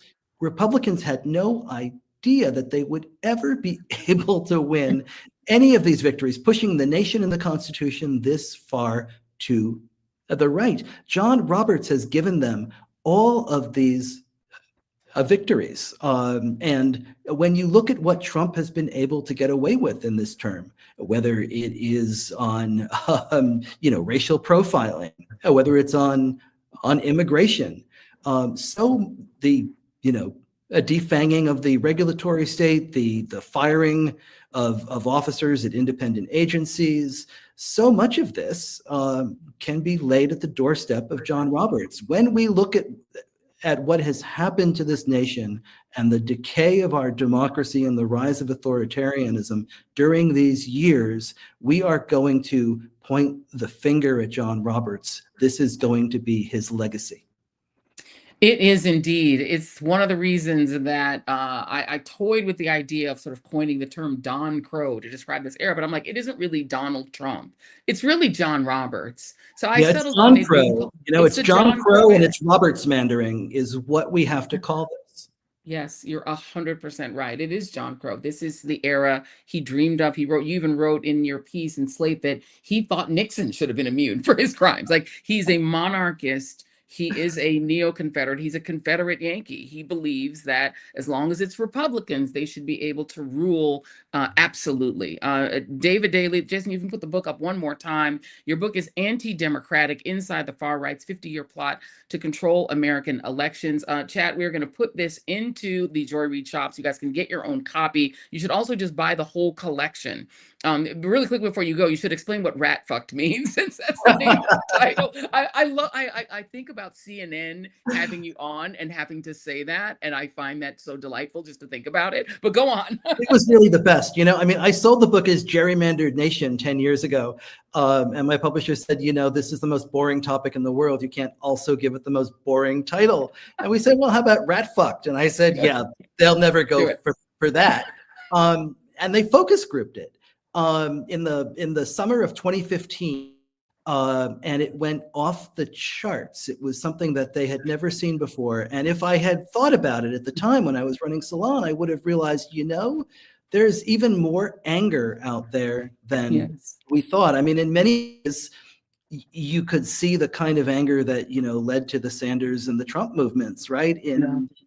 Just a few months later. But rat fucked essentially means a dirty political deed done dirt cheap. And I won't sing AC/DC for everybody because, I don't want to get demonetized. You can't do songs, your ratings, right. You can't do music on YouTube. So it's fine. That's in the after party. But, essentially it comes from, a Nixon era term, around Watergate, in which they were trying to do political skullduggery on the cheap. And what Republicans could do through gerrymandering is in many ways a good old-fashioned rat fuck, because it only cost them $30 million, which is, chump change in American politics, right? Less than to a take ballroom. over all of these swing state legislatures, some of which they still control, right? In North Carolina and Wisconsin, Ohio, they were able to get away with holding power for years. I mean, the 2012 election, in which Democrats win 1.4 million more votes for the US House, but Republicans take a 33-seat advantage and put an end essentially to Barack Obama's second term on the night he was elected to it. All of this is because of that dirty deed done dirt cheap. We are living in the nation that John Roberts and Republican gerrymandering built. David Daley, thank you very much. Please come back. I appreciate you. And again, everybody, please take advantage of getting a copy of this book and reading the article. We're going to link it in the description. Thank you, sir. Really appreciate you. Come back. Anytime. Thank you. Appreciate you. Bye-bye. Thank you all very much. And I will note that what this has gotten the South is that they are home to the vast majority of the bottom 15 states by median income. Before I move on, very quickly, let me tell you the wealthiest states, the top 15 by median income. District of Columbia, blue. Maryland, blue. California, blue. Colorado, blue. New Jersey, blue. Washington State, blue. Alaska, changing maybe. Virginia, purple. Massachusetts, blue. New Hampshire, purple. Utah is one of the few wealthy states in the top 15, red. Hawaii, blue. Connecticut, blue. Minnesota, blue. New York, blue. Those are the top 15 states by median income. You want to know what the bottom are? South Carolina, red. Kansas, red. Missouri, red. Tennessee, red. Maine, purple. New Mexico, blue, but very, very poor and home to a lot of indigenous tribes who are not allowed to really succeed economically. Idaho, red. Montana, red. Oklahoma, red. Kentucky, red. Alabama, red. Arkansas, red. Louisiana, red. West Virginia, red. Mississippi, red. Their states are the poorest. Their states have the lowest rankings on education. Their states are the worst when it comes to your ability to survive economically. And yet they cannot be voted out because they have rigged the system in their favor. And John Crow is why. Let's thank just one more sponsor. And you're probably going to need this one on tonight. The Joy Reid Show is brought to you by Willie's Remedy. Are you tired of waking up hungover and worrying about what happened last night? Well, now you can have fun and relax without the regrets with Willie's THC-infused social tonic. For anybody trying to be more intentional this year, Willie's gives you the social uplifting buzz without breaking your goals. Kicking off a new year with fewer hangovers, Willie's is the upgrade your resolutions will actually thank you for. What kind of moment is perfect with Willie's? I don't know, unwinding after a long day, socializing without alcohol, getting creative, or maybe trying to survive the autocracy and Jim Crow, or John Crow. Sorry, it's John Crow. How will Willie's make you feel? Well, it just basically gives you the euphoric buzz without any of the negative side effects. And for people who are wanting to take the edge off and relax without alcohol, it's actually a really great wind down, low calorie, low sugar alcohol alternative with just 5 milligrams to 10 milligram doses of best in class favorite experienced THC. Willie sold out 3 times in the first 6 months with over 50,000 plus happy customers and they just actually restocked so that you can still get it. Willie ships directly to your doorstep in 40 plus states. You can order now at drinkwillies.com. It is the Willie Nelson drink. Are all the girls I've loved before you traveled in and out my door. That Willie Nelson. And use the code JOY for 20% off your first order, plus free shipping on orders over $95 and enjoy life in the high country. I love Willie Nelson. I think he's very cool. So we've got one more segment where we want to talk about this mess that we find ourselves in. So I'm going to play you guys one more little clip here that I think is quite representative of what happened. This is Justin Jones, the other Justin in Tennessee, and what he did to try to fight these demon modern day Confederates in his state. Take a look.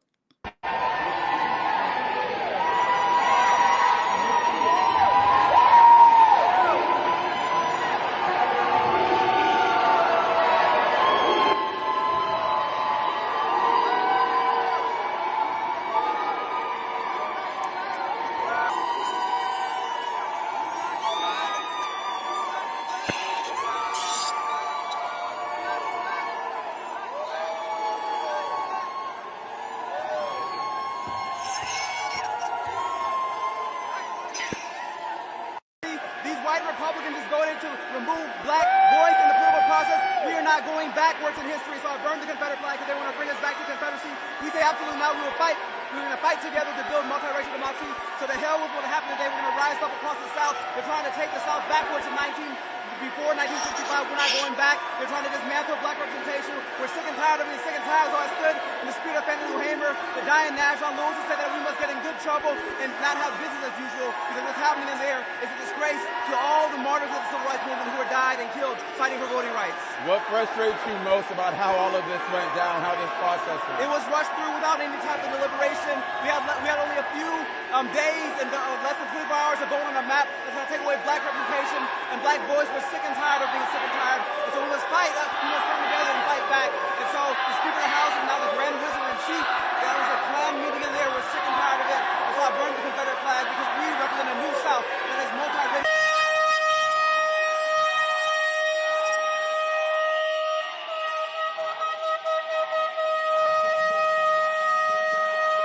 Hey y'all, we just got out of the Capitol Klan rally where they've taken off the white sheets.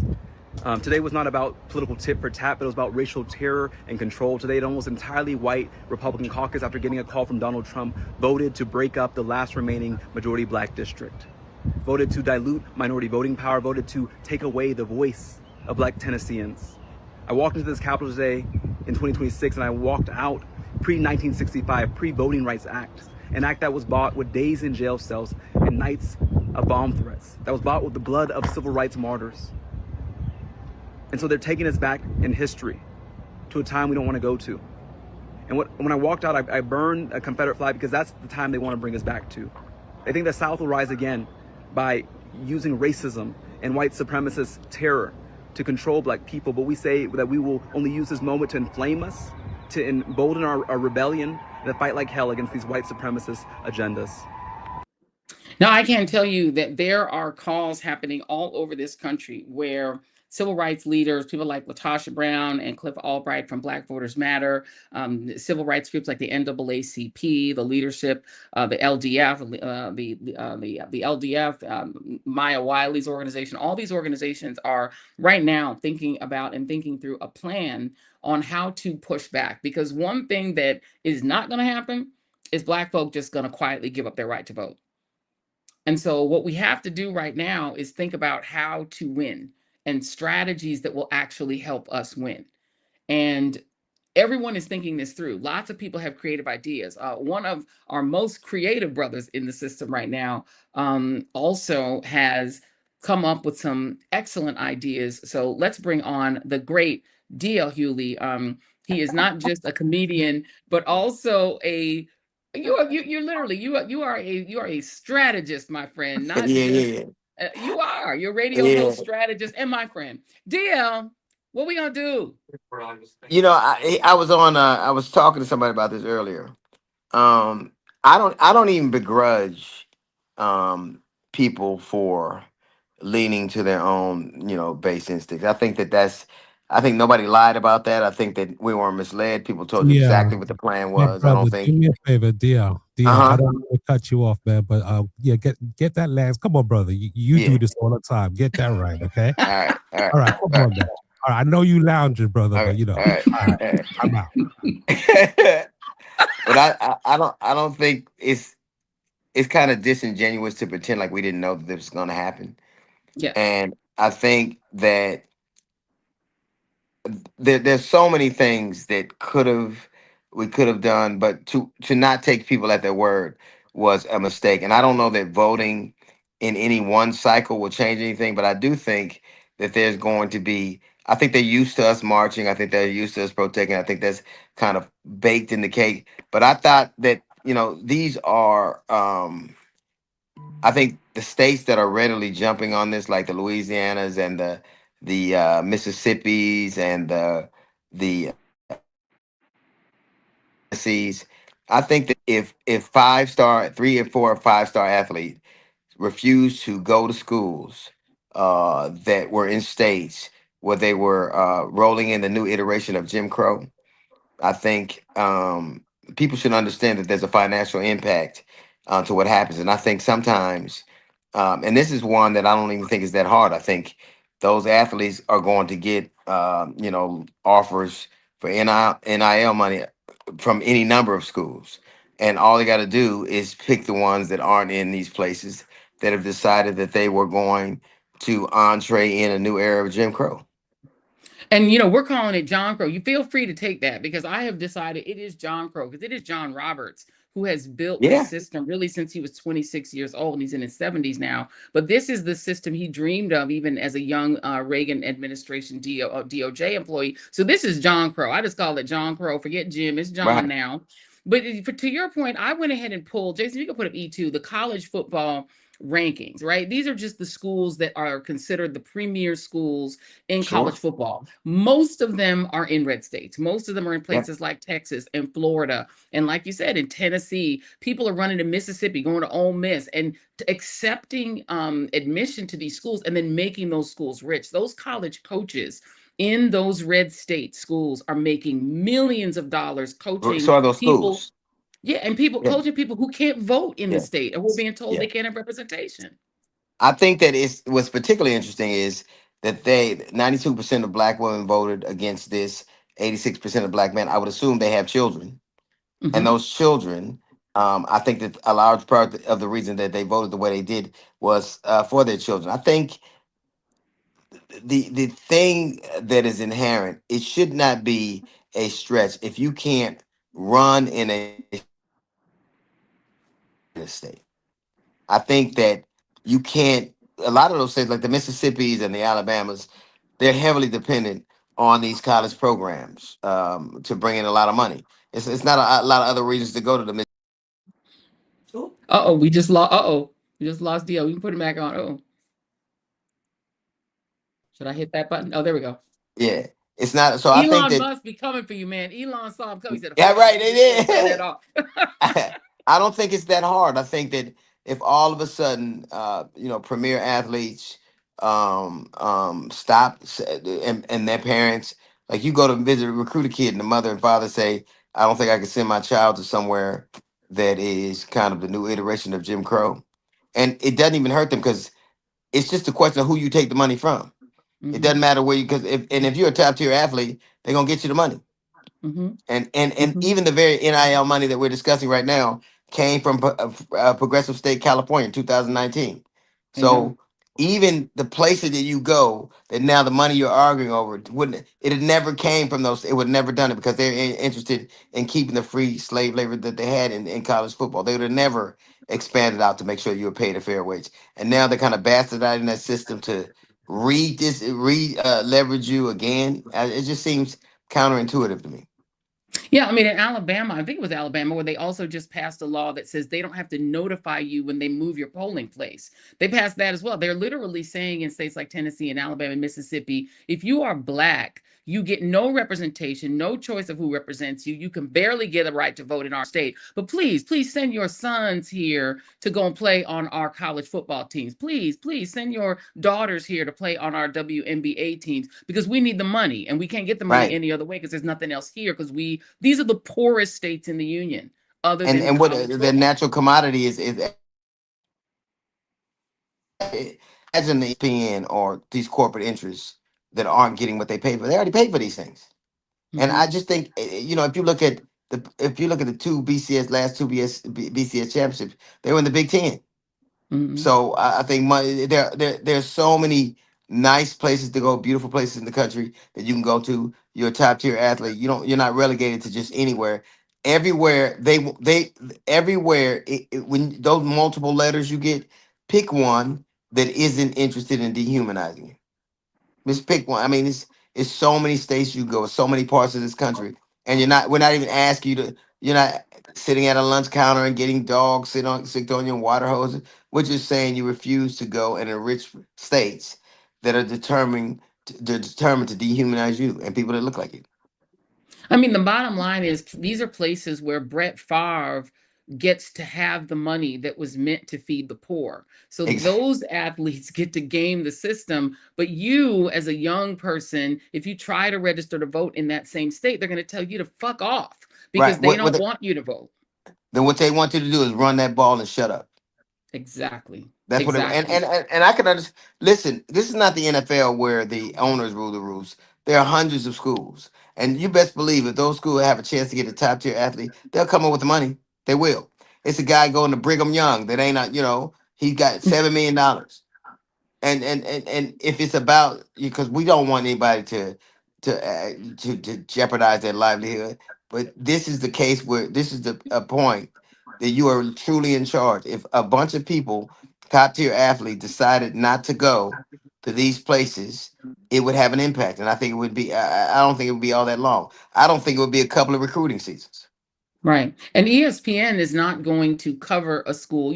This is, Pete Hegseth's dream that all these schools have only white male athletes and no female athletes and just white men. Is ESPN going to rush down there if that team does not have these top tier Black athletes? All of a sudden, you're just not that attractive of a school. If football was left up to white people, that shit would be rugby. It would be scheduled right behind bass fishermen. This is the one time. This is the one time look. These are young men whose future is in front of them, and they're going to make a lot of money and go on and do well. But there are very few jobs in the professional level. So obviously, it's the money that you get from the college that has the potential to set you up from life from the NIL money. That money is going to come from anywhere. It doesn't make a difference. You can get it from anywhere. If you're a top tier athlete, you're a 4 or 5 star recruit. Trust me, there are going to be people that line up to make sure you get money. I think the idea, and you can't be so short sighted to believe that the thing that you're doing is buttressing up an apparatus that's designed to keep you low, and that seems to be counterintuitive to me. I love this plan, Hughley. Thank you very much for sharing it with us. When we get people to finally catch on to this and get parents to help their young people make decisions to only play in places where you are affirmed and respected, we can please get parents, Black parents all over the country to do that, please. Can we then move on to these conventions that all our organizations, including D9 organizations, are running to red states like Florida, running to Orlando? There's a Disneyland in California. I don't know why people are running I think Florida. that it's familiarity. I think that they're just used to doing them. I think people don't seem to understand. Cleats or the absence of cleats make a lot more noise than running shoes. I think people don't seem to understand that saying no to people, not spending your money somewhere and saying it deliberately. We are a nation right now. We're a nation right now that is having whole countries. Canada is refusing to do business with us. Is refusing to. Having an economic impact. You see what happens with corporations. We decide to do this too. I think that we have to understand it's not about what you want in the short term. It's about and the whole purpose of the D9 is the involvement of Black people. the service of black people and the forward moving of black people. And so that starts at a very rudimentary level. Why would you want to spend your money someplace where they only spend that money to damage people that look like you? That's it. That's it. Let's do our conventions in blue states. Let's reward the states that actually respect us and let these governors like Landry know you'll never get another dime. I don't care how much you love New Orleans. If it's only Right. Jeff Landry is in charge of Louisiana, they should not get another penny from any major black organization. It starved that state of its athletes, its star athletes, its conventions. We have to start draining the swamp, y'all. We need to And starve red states. this is not for Mhm. us. You know, we're pretty like this is for their future. It's not for That's ours. right. These That's right. athletes and these people have this is a fight for their future. That's Your right. parents moved and left and sacrificed so you could have the ability to vote, just to lose it. That's right. And Come on apathy now. cost you that. It was Come on. apathy. It was people that didn't believe. There were more people that didn't vote that did, and That's right. they didn't believe that there would be a difference. And That's right. now you should understand this was only the first foray. The things they are planning to do. What you're saying to me is you're going to trust a conservative white man to look out for your interests. And if that were the case, the Yeah. South wouldn't be in the desperate situation it's in right now. That's right. I just read the 15 poorest states, and almost all of them, other than New Mexico, are red states, including some of the states that are redistricting right now: Louisiana, Mississippi, Kentucky. Despite having Mitch McConnell be the most powerful Senate leader in history, dirt poor. These states are poor, they're struggling, and in many ways, their whole income is these athletes that they're using in these colleges. Come on now. In Kentucky is versus basketball and bourbon. You know, that's what it is. That's You it. know, it's so funny. And no one's And these buying the bourbon schools, anymore, DL, because people are no, shunning our no, bourbon. and I can't. Cash Patel can't drink it all, baby. He can't have all of it. You know, they don't like. I remember Texas and Louisiana fought to have the Ten Commandments in their schools, but they read that they're what 50th and 42nd in reading. Yeah. Damn the Ten Commandments. Try the ABCs. Do that, but they never want. This is really a fight for, and it's. I would really understand people's reticence if it weren't such a simple thing.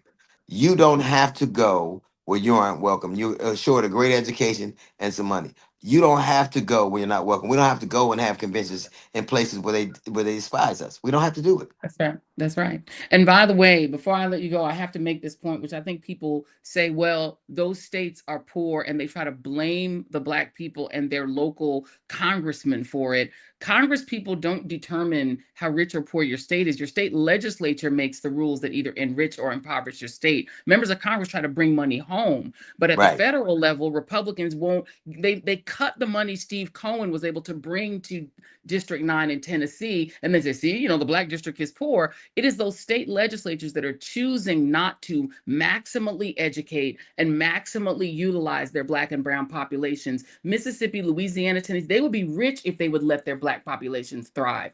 They would rather be poor, they would rather struggle and be hungry themselves than see their own constituents thrive. If they would let them thrive, those states would be as rich as a New York or a California. They're keeping down their own economies because they hate Black people and brown people so much. It's true. But especially And, Black. and if you hate Black and brown people, you hate industry. It really, there's a reason why those states are stagnant in terms of population and economic growth.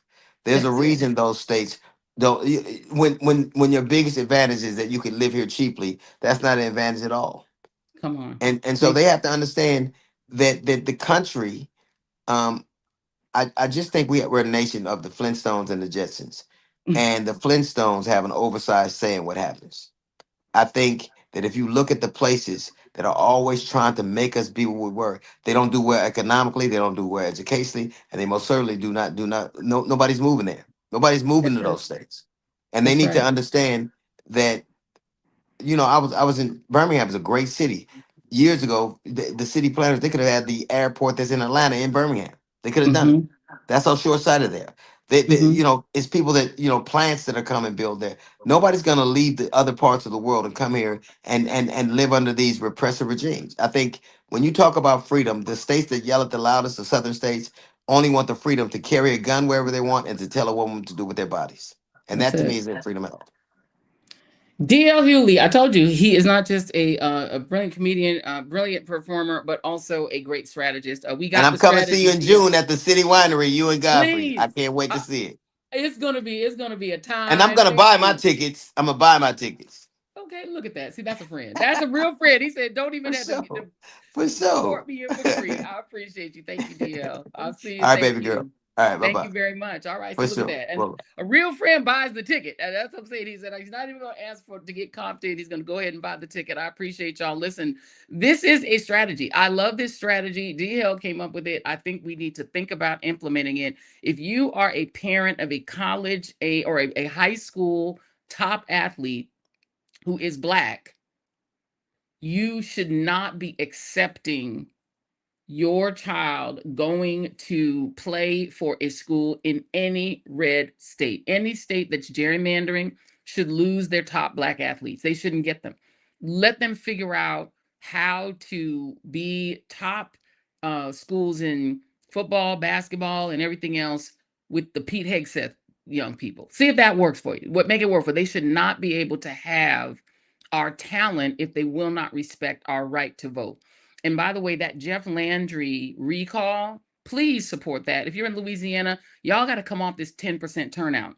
You need to recall that governor. He is demonic. He is doing devilish things. Y'all need to recall him. And every governor that signs this, Bill Lee in Tennessee, all of them need to be punished. If they're on their way out, they should be replaced by a Democrat.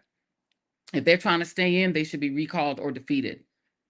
They should not be able to keep their jobs if they will not allow people of color. Black people is who their primary target is. If you say Black people don't get to choose their own representation, how about if we choose not to let you represent us? You don't deserve leadership. You can't. The South will not rise again. Just as Justin burned that Confederate flag, we're all burning it. Your Confederate flag is trash. It's a loser flag. He lost. The South lost. And y'all are going to lose the exact same way. The Confederacy will not rise again. John Crow will be defeated, just like Jim Crow was defeated. That's going to happen. All right, before we go, let's do a turn for something positive. One of the most prestigious art exhibitions in the world. It's a complete turn here. It's opening tomorrow, Saturday, May 9th, promoting the vision of a Black African woman who unfortunately did not live to see it. Koyo Kuo is her name. She was the first African woman ever to be selected to curate the Venice Biennale. It is an international cultural festival held in Venice, Italy, which was established in 1895 to celebrate the work of artists and architects, and in recent years, also filmmakers, who present at the festival representing their respective countries. Her selection was considered almost revolutionary, given the long exclusion of artists of color on the world stage. Now, sadly, though, she died of cancer last year in 2025 at just 57 years of age. But instead of replacing her, the Biennale preserved her exhibition exactly as she had envisioned it. Her show, Minor Keys, is about slowness, intimacy, and collective healing. She wrote that the minor keys refuse orchestral bombast and goose-step military marches, coming alive instead in quiet tones and lower frequencies. That is beautiful. While Kuo's vision moves forward, the American pavilion next door is caught in a Trumpian controversy, with artists reportedly being pressured to promote, quote, American values, and DEI language having been completely stripped out. So there we have it, the contrast that defines our dystopian era. One side of the pavilion represents the art world beyond borders and nationalism. The other is trying to turn art into a Trump flag. Ms. Kuo's counter proposal feels almost subversive by comparison, right? Calling on those experiencing it to slow down, to listen, and to center those without a voice.